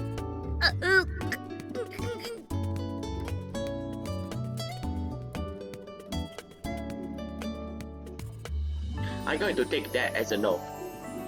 Yumiko stands speechlessly, legs out an anguished grunt moaning of the sort I do usually expect from Michiru. We actually had more than a few incidents like this over the last 2 months, but today was exceptionally bad. Well, I tried to warn her. Maybe that would be a lesson to a girl. Can only pray she'll find cut down on the public data somewhat. To Yumiko, I'm going back to the room now, alright? Shaking my head with a smile, I head back to my room.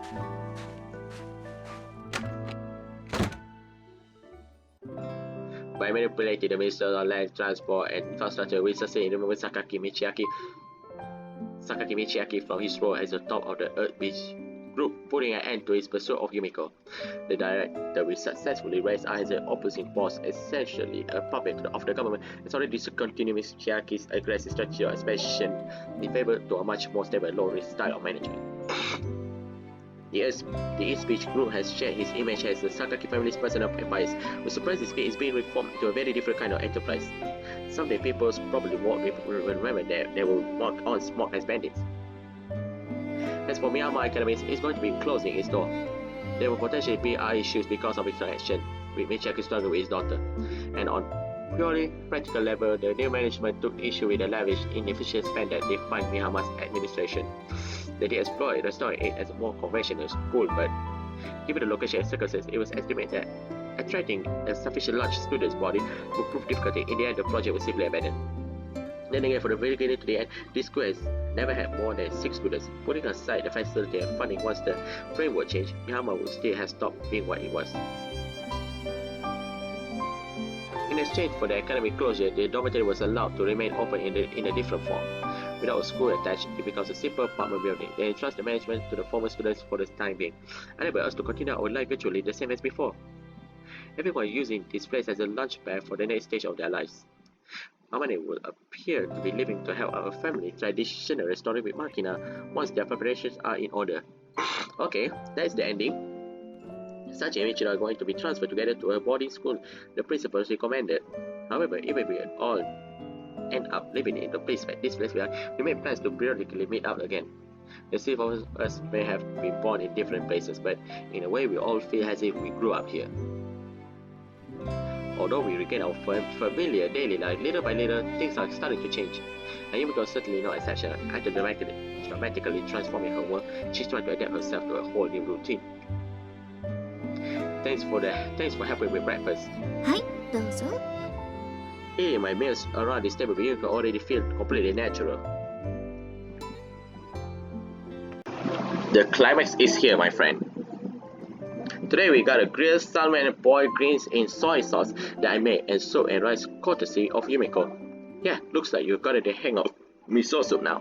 本 Why would I lie now? It really is good. 当？よかった。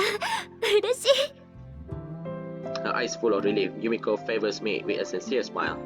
Since we started living together in my room, the girl gradually eased her way into cooking. At first she was burning pans more often than the cooking bee, but under the strict tutelage of Madam Swo Amane, she finally learned how to make miso soup and other simple soups. You're learning boiled food next, right? Amane was really enthusiastic. Sounds like she enjoys teaching you. あまねの指導ってちょっと怖いのよね。何か体があるような気がしてならないわ。 Well, the two of them have finally got a friend enough to use each other's first name, so I guess that lingering tie or jealousy isn't anything to be that worried about. I mean, it's probably just playing around for the most part, but since I clearly part of the issues, I can't exactly stick my head in either way. Seeking a change of subject, I reach out for my rice bowl. Looks like you got the rice just the right too. When I look across the table again to face Yumiko, I find her chopstick paws hesitate in midair. What's wrong? You're not eating? I call out to her again. She starts a little and smiles. ちょっとね。 Morning light flows in softly through the board window. The faint touch of sun on her skin makes Yumiko's smile seem almost eerily gentle. なんだか今でも信じられない。こうしてみんなと楽しく生活して、ユージとも一緒に暮らせるなんて、昔だったら絶対にありえなかった。 Before, Yumiko was always alone. The girl absolutely didn't choose that solitude. She's always longed to have someone at her side, and many times she tried to convince herself there would be. Those hopes were betrayed again and again. Yumiko plunged into despair, gave up connecting with others, and hid herself from the world. But after she came to this dawn, her walls slowly began to crumble. 小さい頃、あんなに人が怖くて、もう関わることなんてやめようって思ってたのに。 Yumiko warmed up to our classmates. She fell in love with me, and the solitude finally came to an end. Considering the way she used to be, it's not surprising she find all this a little hard to believe. ありがとう、ユージ。 Yeah, I'm happy for you, Yumiko. That smile coming from the heart. Yumiko looks genuinely content, like someone who's got everything they ever wanted. But when the girl talks about how happy she is, sometimes I see a very slight shadow fall across her face. And although it's just speculation on my part, I think I know why. Throughout our trap, Saki Michiaki lost everything he has built in a single day.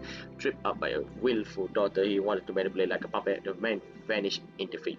The supremely arrogant emperor who stepped out of the car that they left a crushing and broken man. Those deeply contrasting images are still crystal clear in my memory. And for Yumiko, his daughter, that moment must have left a far stronger impression. There wasn't just hatred in her eyes as she quietly watched her father despair. I'm sure many complex emotions were running through her mind.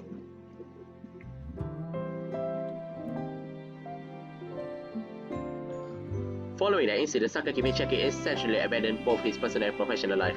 The mass media he's previously muzzled through force briefly latched on a dramatic overthrow tyrant in storyline, where in time their interests died out. By now the man has already become part of the past. Michaki still got a nearly 10% stake in the group along with a new honorary position, so he shouldn't exactly be starving. Still, he's been lying low to the point that it's almost unsettling. Sometimes I can't help wondering what if he's lurking in the shadows somewhere, steadily plotting revenge and working towards a comeback, but the hypothesis doesn't really stand up a scrutiny. I couldn't see any hint of spirit in a hollow-out shell of a man who's climbed back into his car that day. And judging from the way she watches him go, Yumiko's probably sensed something similar. The father has been the focus for all her hatred for now. He was a ruthless creature who chained her. But underneath his armor, he was one incredibly frail human being, every bit as quick as Yumiko herself once was. Watching her father stripped naked and chased from his place in the world, the girl no doubt felt a painful twitch of recognition and empathy. To survive, to keep out her own place in the world, there was no choice but to overthrow him, but that doesn't mean it left an entire pleasant taste in her mouth. Yumiko. Again, there's that slight hint of listlessness in her expression. Even when Yumiko's acting cheerfully, I can't help picking out these slight signs of fraying at the seam. You keep stopping your chopstick. 大丈夫。なんでもないわ。I've been refraining from asking Yumiko about this. She obviously hasn't even begun to sort out her own feelings yet. It'd just be a crucial to make her dwell on it even further. Alright, I know what you're thinking about. 何？ Wow. Moving smoothly around the table, I pushed her to the floor. We got interrupted halfway through, didn't we? Maybe you wanted something like this? そんな。そうでもあるけど。So I covered up with a white lie, and Yumiko for a part accepts that lie. ダメよ。急にそんな。まだこんなに明るいのに。Her words are hesitant, but her fingers twine through mine, as if to request the next step. Her entire palm squirms coquettishly in my grasp. Your hand seems to have a different opinion. I'm not sure who to believe. もう意地悪言わないで。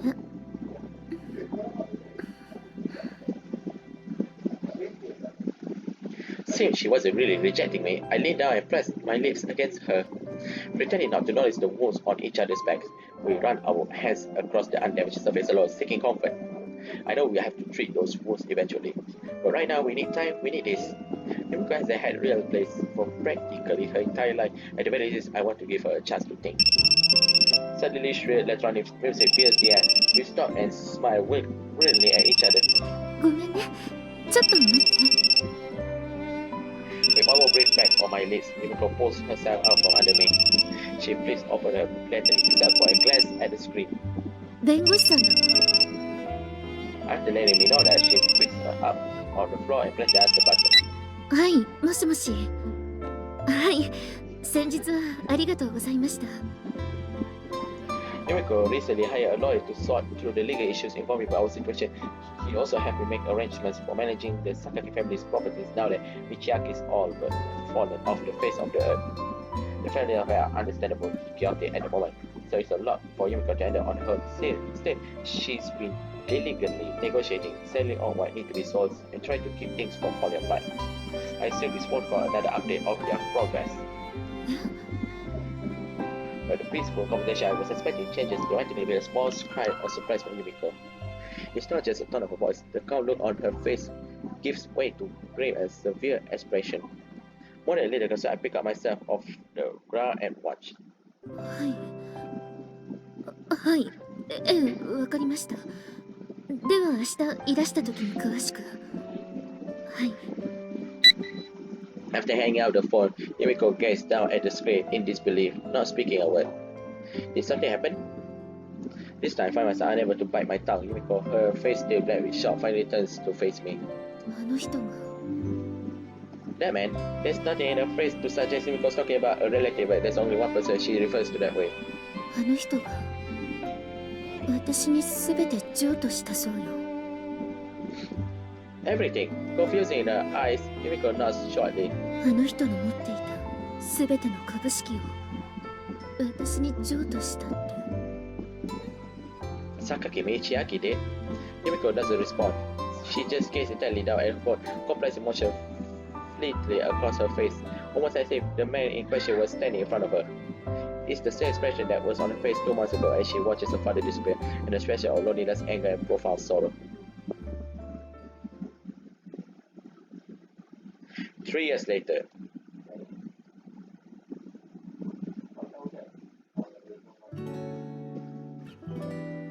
The muted murmur of a television echoes throughout the spacious room. There are no other sound to be heard. He said 3 years later, like, meaning Yuji live here with Yumiko, right? As I mentioned the plush sofa, I abruptly opened my eyes at the sound of the voice on the television. It's a very familiar voice, one I've been hearing on a daily basis for a long time now.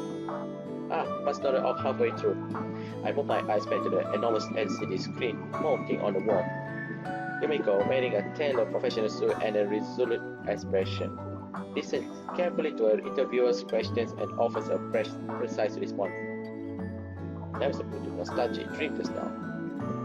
Maybe it's because I spoke with Armin on the phone the other day, but I dreamed of our time at Mihama Academy. I find my mind running back over the events that turned Yumiko into a public figure she is today. When Sakaki Michiaki transferred all of his stock in his beach group to her, Yumiko thought long and hard about what to do with it all. She even considered selling the entire estate and donate the process to charity. It was in some sense that the money, and more importantly, slightly less than 10% of that corporate estate amount as an astronomical sum of money. Yumiko wanted to live a peaceful life on her own terms, and she knew that kind of money would change everything. But after much agonizing, she ultimately decided to accept it. And then, while using her newfound wealth to attend a top-flight university, she started up her own company, one that proven wildly successfully. Right now, it has become increasingly frequently for her to appear in the media as an exemplary young entrepreneur. As to why Yumiko voluntarily entered the same corporate world that tied her down for so long, I never asked her point blank. But I do have a feeling it's got to do with the open wounds she been ignoring for the last 3 years. Probably the same reason she didn't sell off this house. Despite all the bad memories it must hold for her. We're living here together now. I guess there's come to a point where avoidance doesn't make you scarce edgy any less. As the cell phone begins to ring for the first time in 3 years, I have to carefully confirm the name of the ID caller screen. I hit the answer button. Hey, been a while. 本当にね。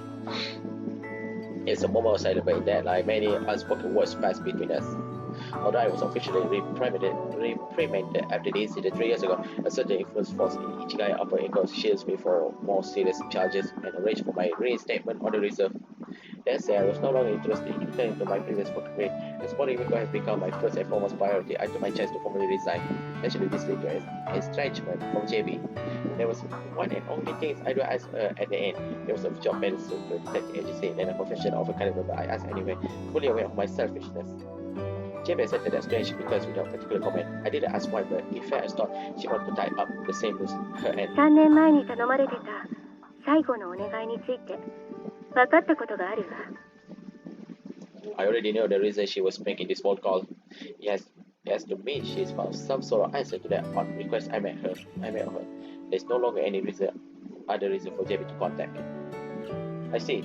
Thank you, Julia. 言っておくけど、あまりいい結果は期待できないかもよ。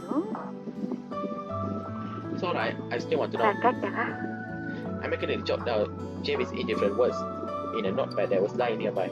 As the tree outside swayed in the wind, a mute sound of rustling foliage carries through the otherwise silent room. After ending the call with JB, I tucked the ball cell phone away and take out the one I normally use. The call history fills almost entirely with a single number. Clicking on it, I bring the phone to my ear. Single phone? Oh, come on! 珍しいのね。ユージの方から外に出ようだなんて。Yumiko and I walked leisurely down the road leading to the station. She got a lot of play at work right now, but the moment I called, she managed to open her schedule. Yeah, there's something I want to talk about. Sorry about dragging you out. ユージとこうやって出かけること自体が久しぶりだし、全く構わないのよ。Yumiko smiles happily. I haven't told her the real reason for this outing yet. There was a deliberate decision. I didn't want it to be waiting on her mind from the very start. 今日はどこに行くの？ It's a slight far off place actually. にしてはすごく軽装で出てきたけど。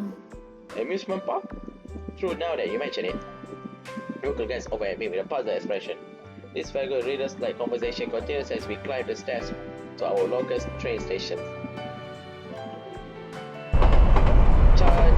Changing trains after a few stops, we made our way off to the central Tokyo and head for the south of the Kanto region.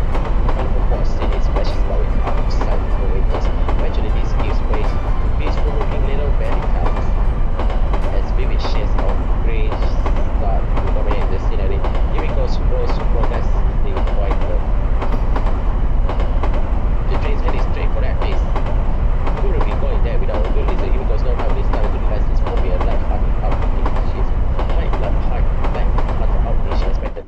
Our destination lies in the towns where Yumiko spent the loneliest years of her childhood. By the time we're standing before the building itself, her expressions painfully tense. Destination and town, Yumiko spent the loneliest years of her childhood. ユージ、どういうことなの？ Don't tell me her father is here. It's a large general hospital at the outskirts of a sleepy country town. A hospital of the two of us visit several times together. But there should be no longer be any reason for us to come here. もうお母さんもいないのに。Yumiko's mother, Sakaki Misako, quietly passed away 2 years ago. Oh! After the usual formalities with her relatives, Yumiko told me she'll never be selling foods in this town again. There were too many sad memories in this place. Just being here was painful for her. I know it's hard to come here, but there's something we can't talk about it anywhere else. ここでないとできない話？ Yeah. We proceed slowly to the familiar hallway. After climbing the stairs, we make our way towards the private room in very black, then come to a hall in the front of the door. There's a certain person who's been visiting this place virtually every week since your mother's death. ここへ？ Certain person. Don't tell me the reporter. Yeah, you know who I'm talking about, right? Yumiko casts her eyes down, pursuing her lips slightly. Looks as though a name comes to mind. I don't know why any more than you do, but it's a fact. I don't know why any more than you do, but it's a fact. That person has been coming here for years and begging the hospital staff not to bring a word to those visit to anyone. 私たちに知られたくないから。 I sadly not. I know it's a bit tough for you. I know it'll be tough for you to meet him face to face all of a sudden, Yumiko. I'm planning to go in there and ask why he's doing this. Do you think you could wait outside and listen? Her father, right? We can head back home now. If that's what you want, I promise you never to bring that person up again. But if there's still a bad taste lingering in your mouth, instead of trying to forget the past, how about we look for a way to accept it? We can head back home now. Is that what you want? I promise you never bring that person up again. But if there's still bad taste lingering in your mouth, instead of trying to forget the past, how about we look for a way to accept it? Her eyes did turn down towards the ground. Yumiko noticed ユ quietly. ージはもうずっと前に気づいていたのね。私があのことをまだ引きずっていることに。Yeah, sorry for not saying anything up until now. いいの。 There must be countless memories running through Yumiko's head right now. Her empty childhood, the faithful she found, only to have it snatched away. The man who took everything away, her crushed solitude, the artificial cage where her heart slowly began to thaw.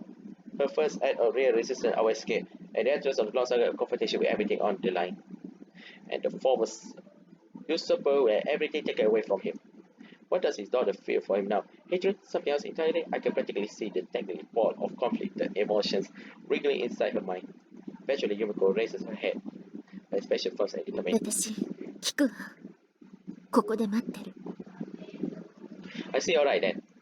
Nodding to Yumiko, I step forward and slowly opens the door to the hospital room. With a heavy sound of wood sliding across the floor, sunshine from a far window flows out into the hallway. I'm coming in. It's a hospital room with no occupants, dominated by an empty bed. The strong smell of the surface space, sun-faded old curtains overpower the lingering scents of disinfectant still lingering in the air.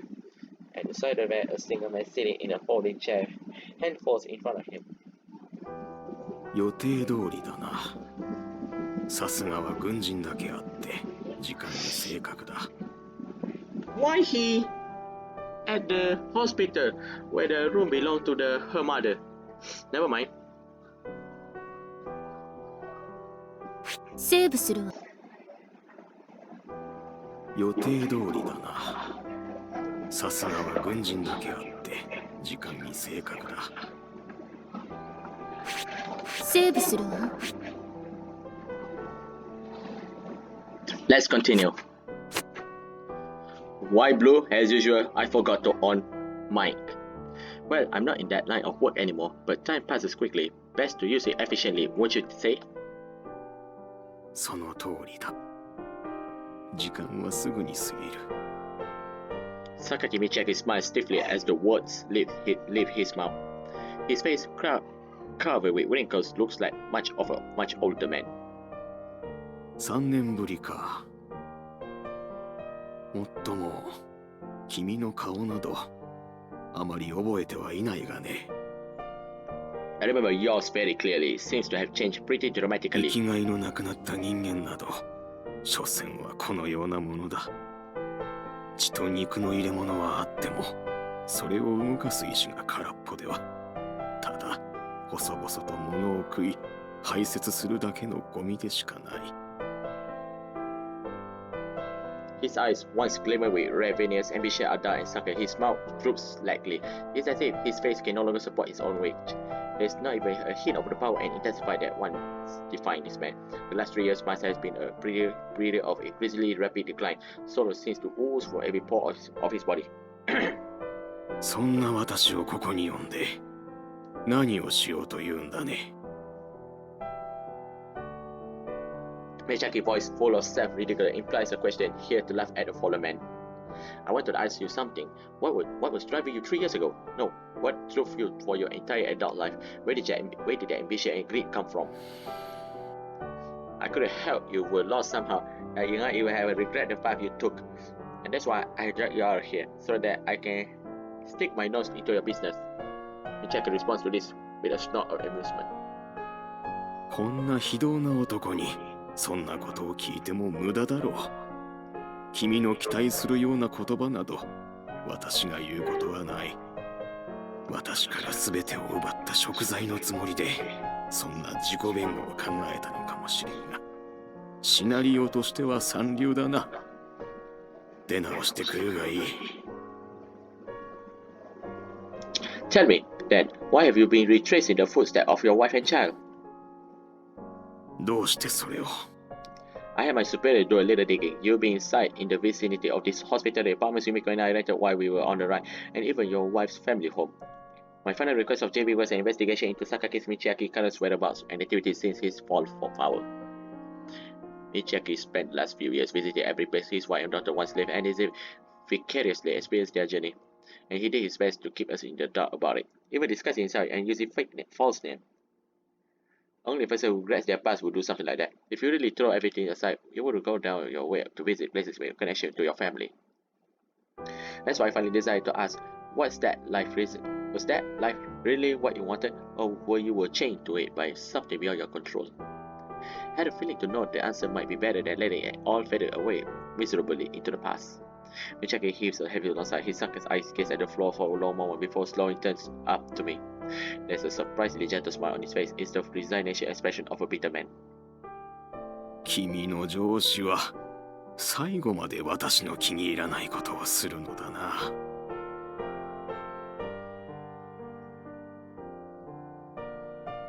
Blame me for this one. I'm the one who asked her. 妙なことをするものだ。おせっかいにも程があるぞ。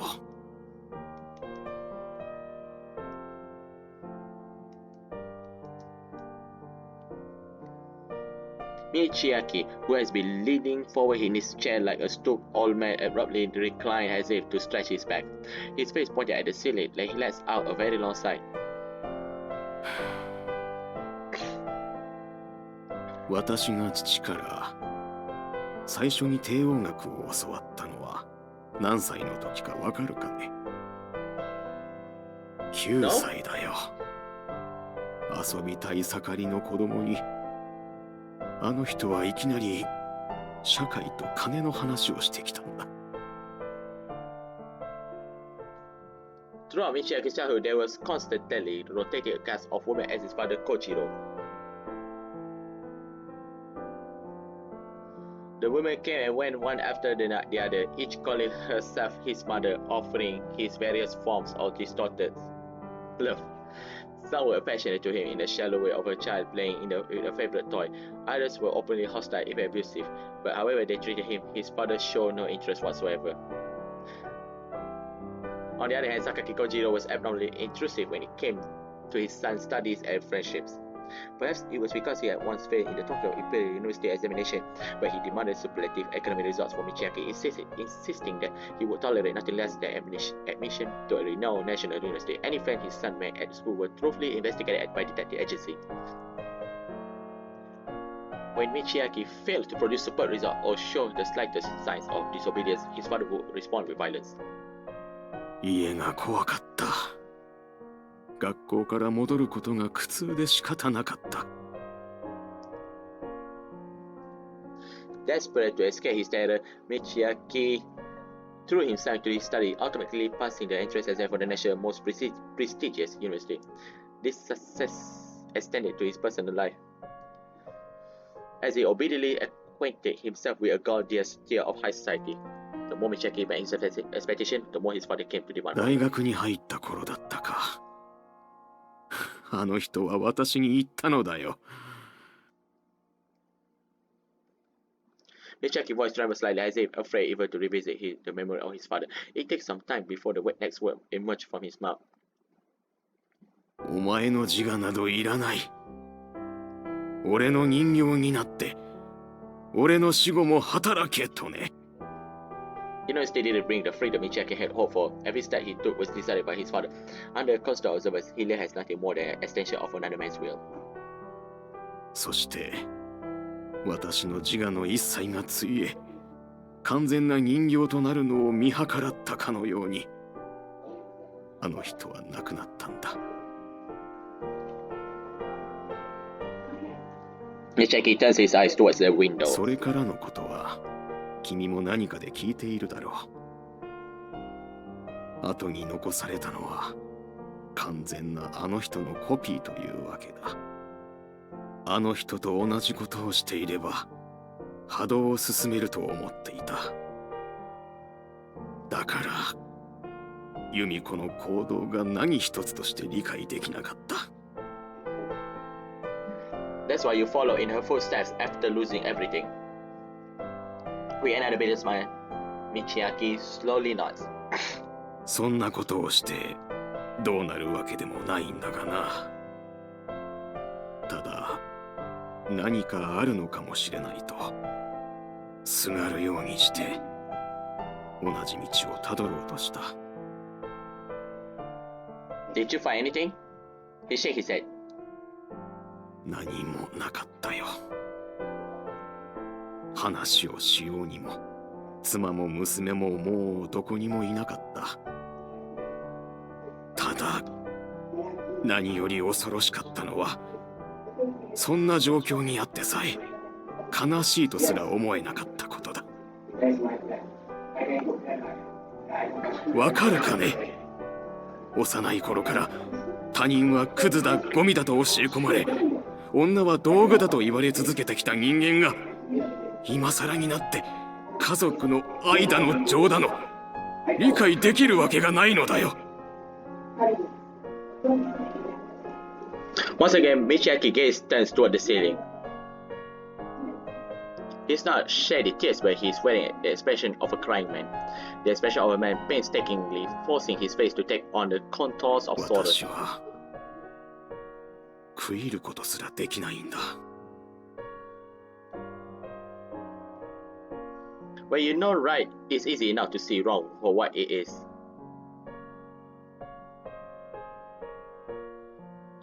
But when you all know it's violence and cruelty and misery, they're simply facts of your existence.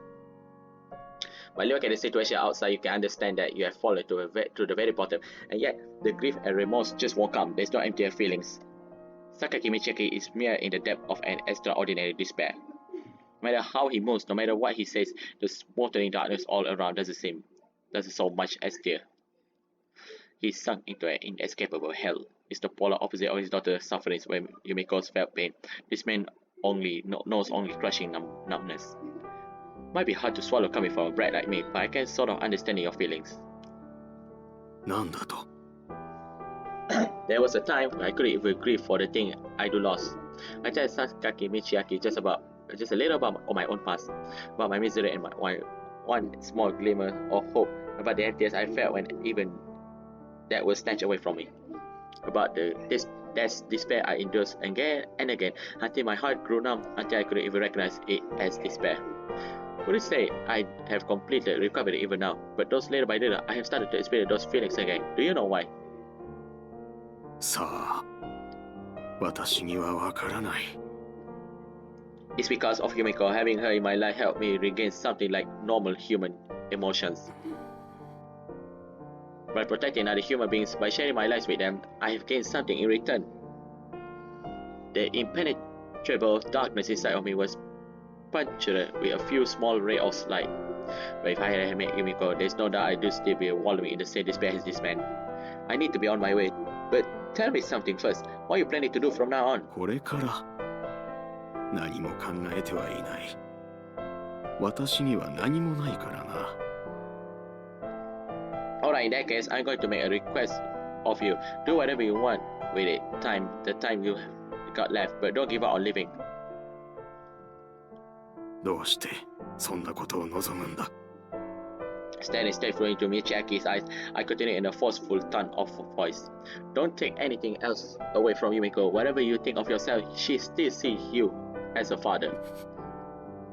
Goodbye. Those final words seemed to have an effect on Michiaki. I've already turned my back and taken a few steps when I heard him rising to his feet. 由美子 When I turned around, Michiaki looking at me with the expression of a man who's just reached a firm conclusion. 由美子を幸せにして私のようにはしないでやってくれ人間として幸せにしてやってくれ私の最後の頼みだ頼む This isn't the hollow husk of a man I was speaking to a moment ago. It's not the broken puppet who told me he was nothing. At the end, Sakaki Michiaki stands before me as a father. Don't think I can accept that request. なぜだ Because someday you have to help make Yumiko happy as well. But when I speak those words, the light fades from his eyes. 由美子がそれを望むはずがないだろう今ここにあの子の母もそして父もいないのもすべてはこのくだらない人形のせいなのに And here goes a woman who can grieve for a puppet. Weren't you listening? She dragged me up out of that same mud you're sinking in. 本当か Yes, I wouldn't even stand in this room otherwise. Yumiko's lingering unhappiness wasn't a product of bitterness, much less a desire for revenge. It was something else entirely. And that's why I came here to show them a path towards accepting the past. That's not going to be your final request. I will come see you again. Make sure you stick around until then. Turning around once more, I head for the door. This time there's no call from behind.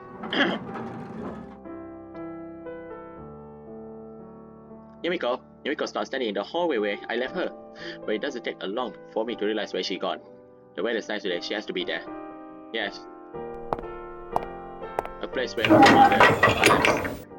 a powerful wind gusts across the rooftop. Sandwiches between the vivid blue sky and dull grey concrete, and small white thing flutters in the breeze.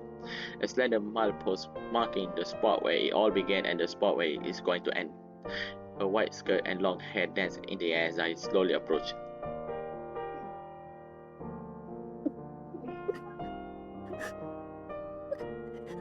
Yes, that's right, my friend.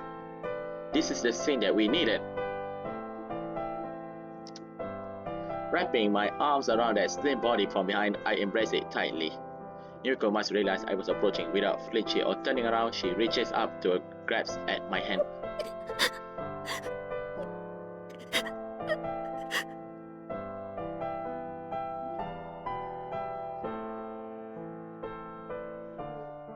shoulders tremble softly. She lets her tears split freely down onto my arm. ケイシありがとう。ここに連れてきてくれてありがとう。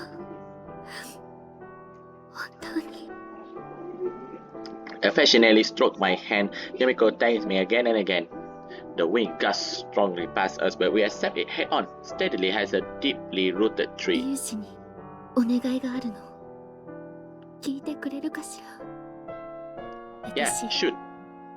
父に教えてあげたい。ユウシに教えてもらったように、父がそこにちゃんといるんだってことを教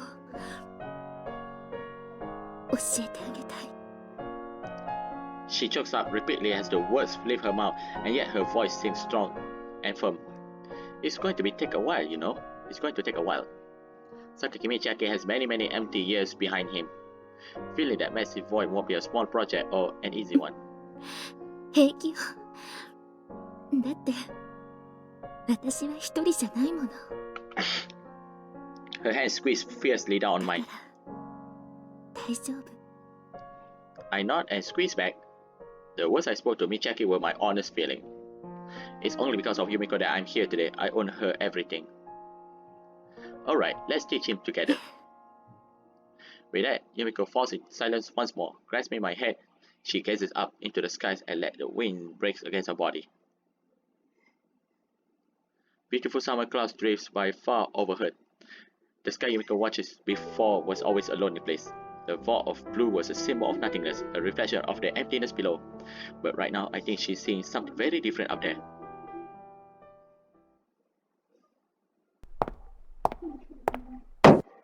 入りなさい。はい、失礼します。例の件の報告？はい、そうです。いいわよ。報告してちょうだい。東浜電鉄に絡む敵対勢力の排除ですが、筆頭であった門間陸将補の急勢により、その勢力は次第に弱まっています。一部の組織暴力が旧来の組織と手を組んで資金集めをしているという情報もありますが、取るに足らないものかと思われます。榊道明のその後は？精神的にかなりの疲弊が見られましたが、現在は娘の榊由美子の支援により回復傾向にあるとのことです。彼も国益を損ねるようなところまで手を広げずに抱えきれる程度にしておけばよかったのよ。目をつけられちゃいけないところにバレた以上見過ごすわけにはいかなかったわ。 Damn son, I pressed too fast. 外事経由の情報では陸将補が内通していたとされる外国人の女も処理されたそうです。門間陸将補もバカなことをしたわね。そのままおとなしくしておけば議員にだってなれたのに、年がいもなくやってきた春に浮かれて欲をかいたせいで病死することになったわけだから。門間陸将補の後継ですが、内田一佐の昇格が決まりました。あの人畜無害のおじさんなら無難に務めるでしょう。適当な中間のポジションには首振ってハンコつくだけの人間がいればそれでいいわ。それにこの職場に関して言えば野心など一切ない方がいい。全ては上層部の思惑通りというわけですか。そうね。何もかもが最初から最後まで手のひらの上だった。実際に榊道明に対峙した彼らも私たちもね。909残念ですね。結局ここもやめちゃいましたし。まあ仕方ないわよ。もう子供も生まれたわけだし、そうそう無茶もできなくなる潮時だったのよ。何よ、私の顔をじっと見て。寂しそうですね、先輩。余計な詮索をしないでちょうだい。キアラ、コーヒー入れて。はい、わかりました。以上で報告を終わります。さような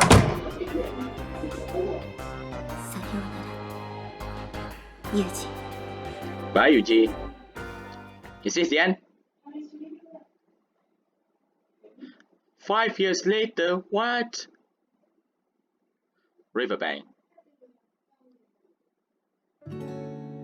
Pulled along by the small hand, I walked down a gently curving road at the side of the familiar river. I had to bend over a little to match the height of my companion.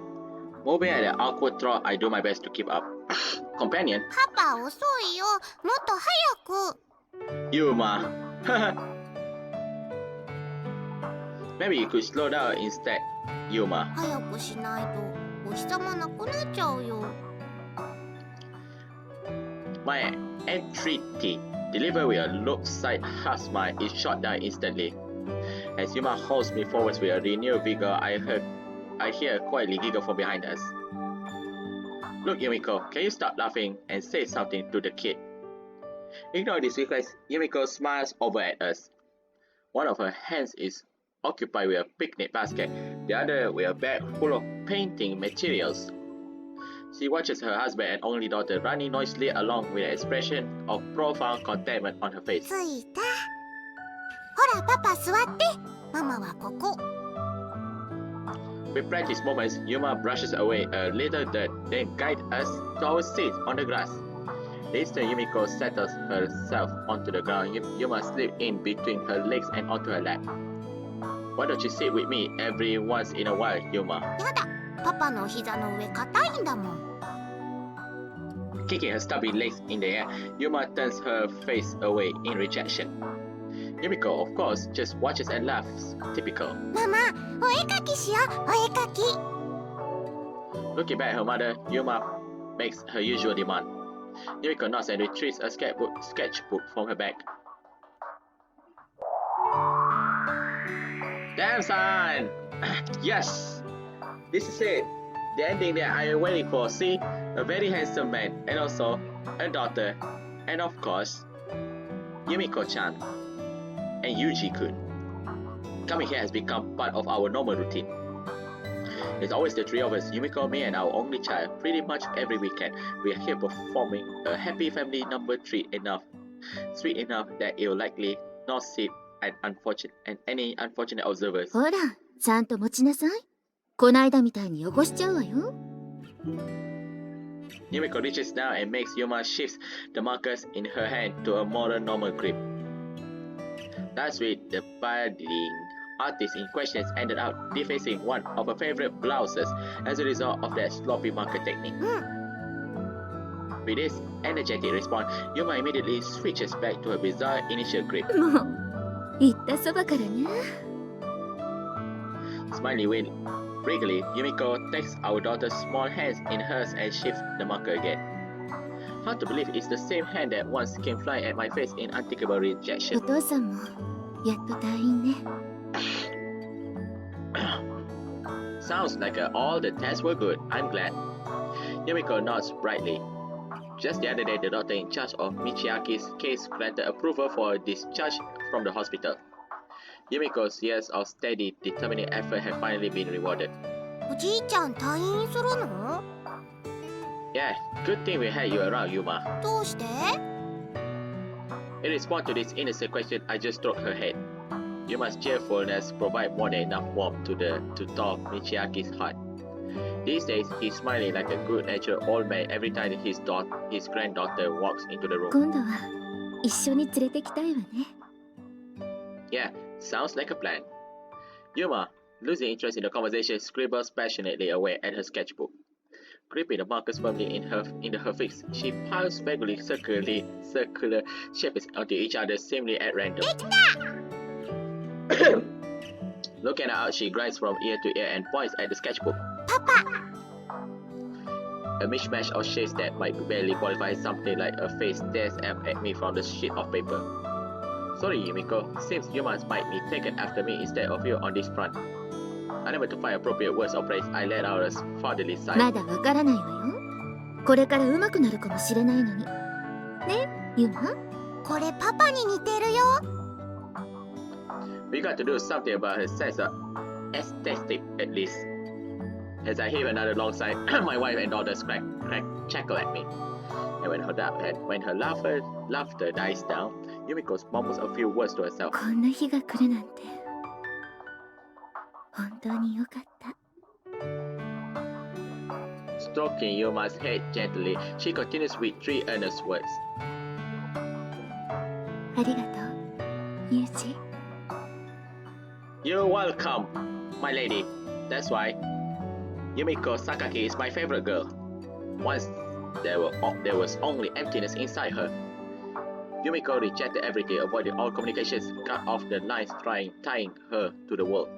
Eventually, the passage of time softened her. Slowly, almost against her will, she began to form new connections. But at first, those bonds inspired only denial and guilt. Today, she is full to the brim with heartfelt gratitude. It flows out of her as naturally as she breathes. Every thank you is nothing less than a proof that Yumiko's embraced this world with open arms, that she actively chosen to live in it.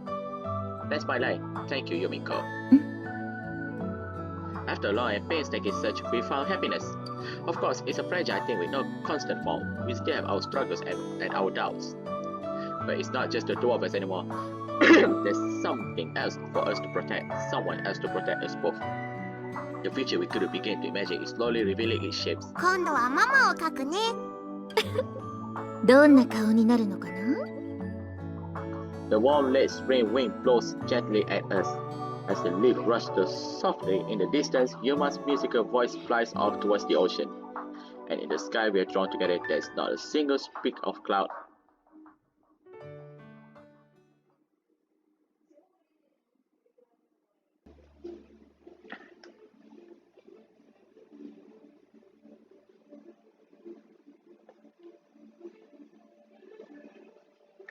Grisaia の果実。 Finally, we're done! Oh my god!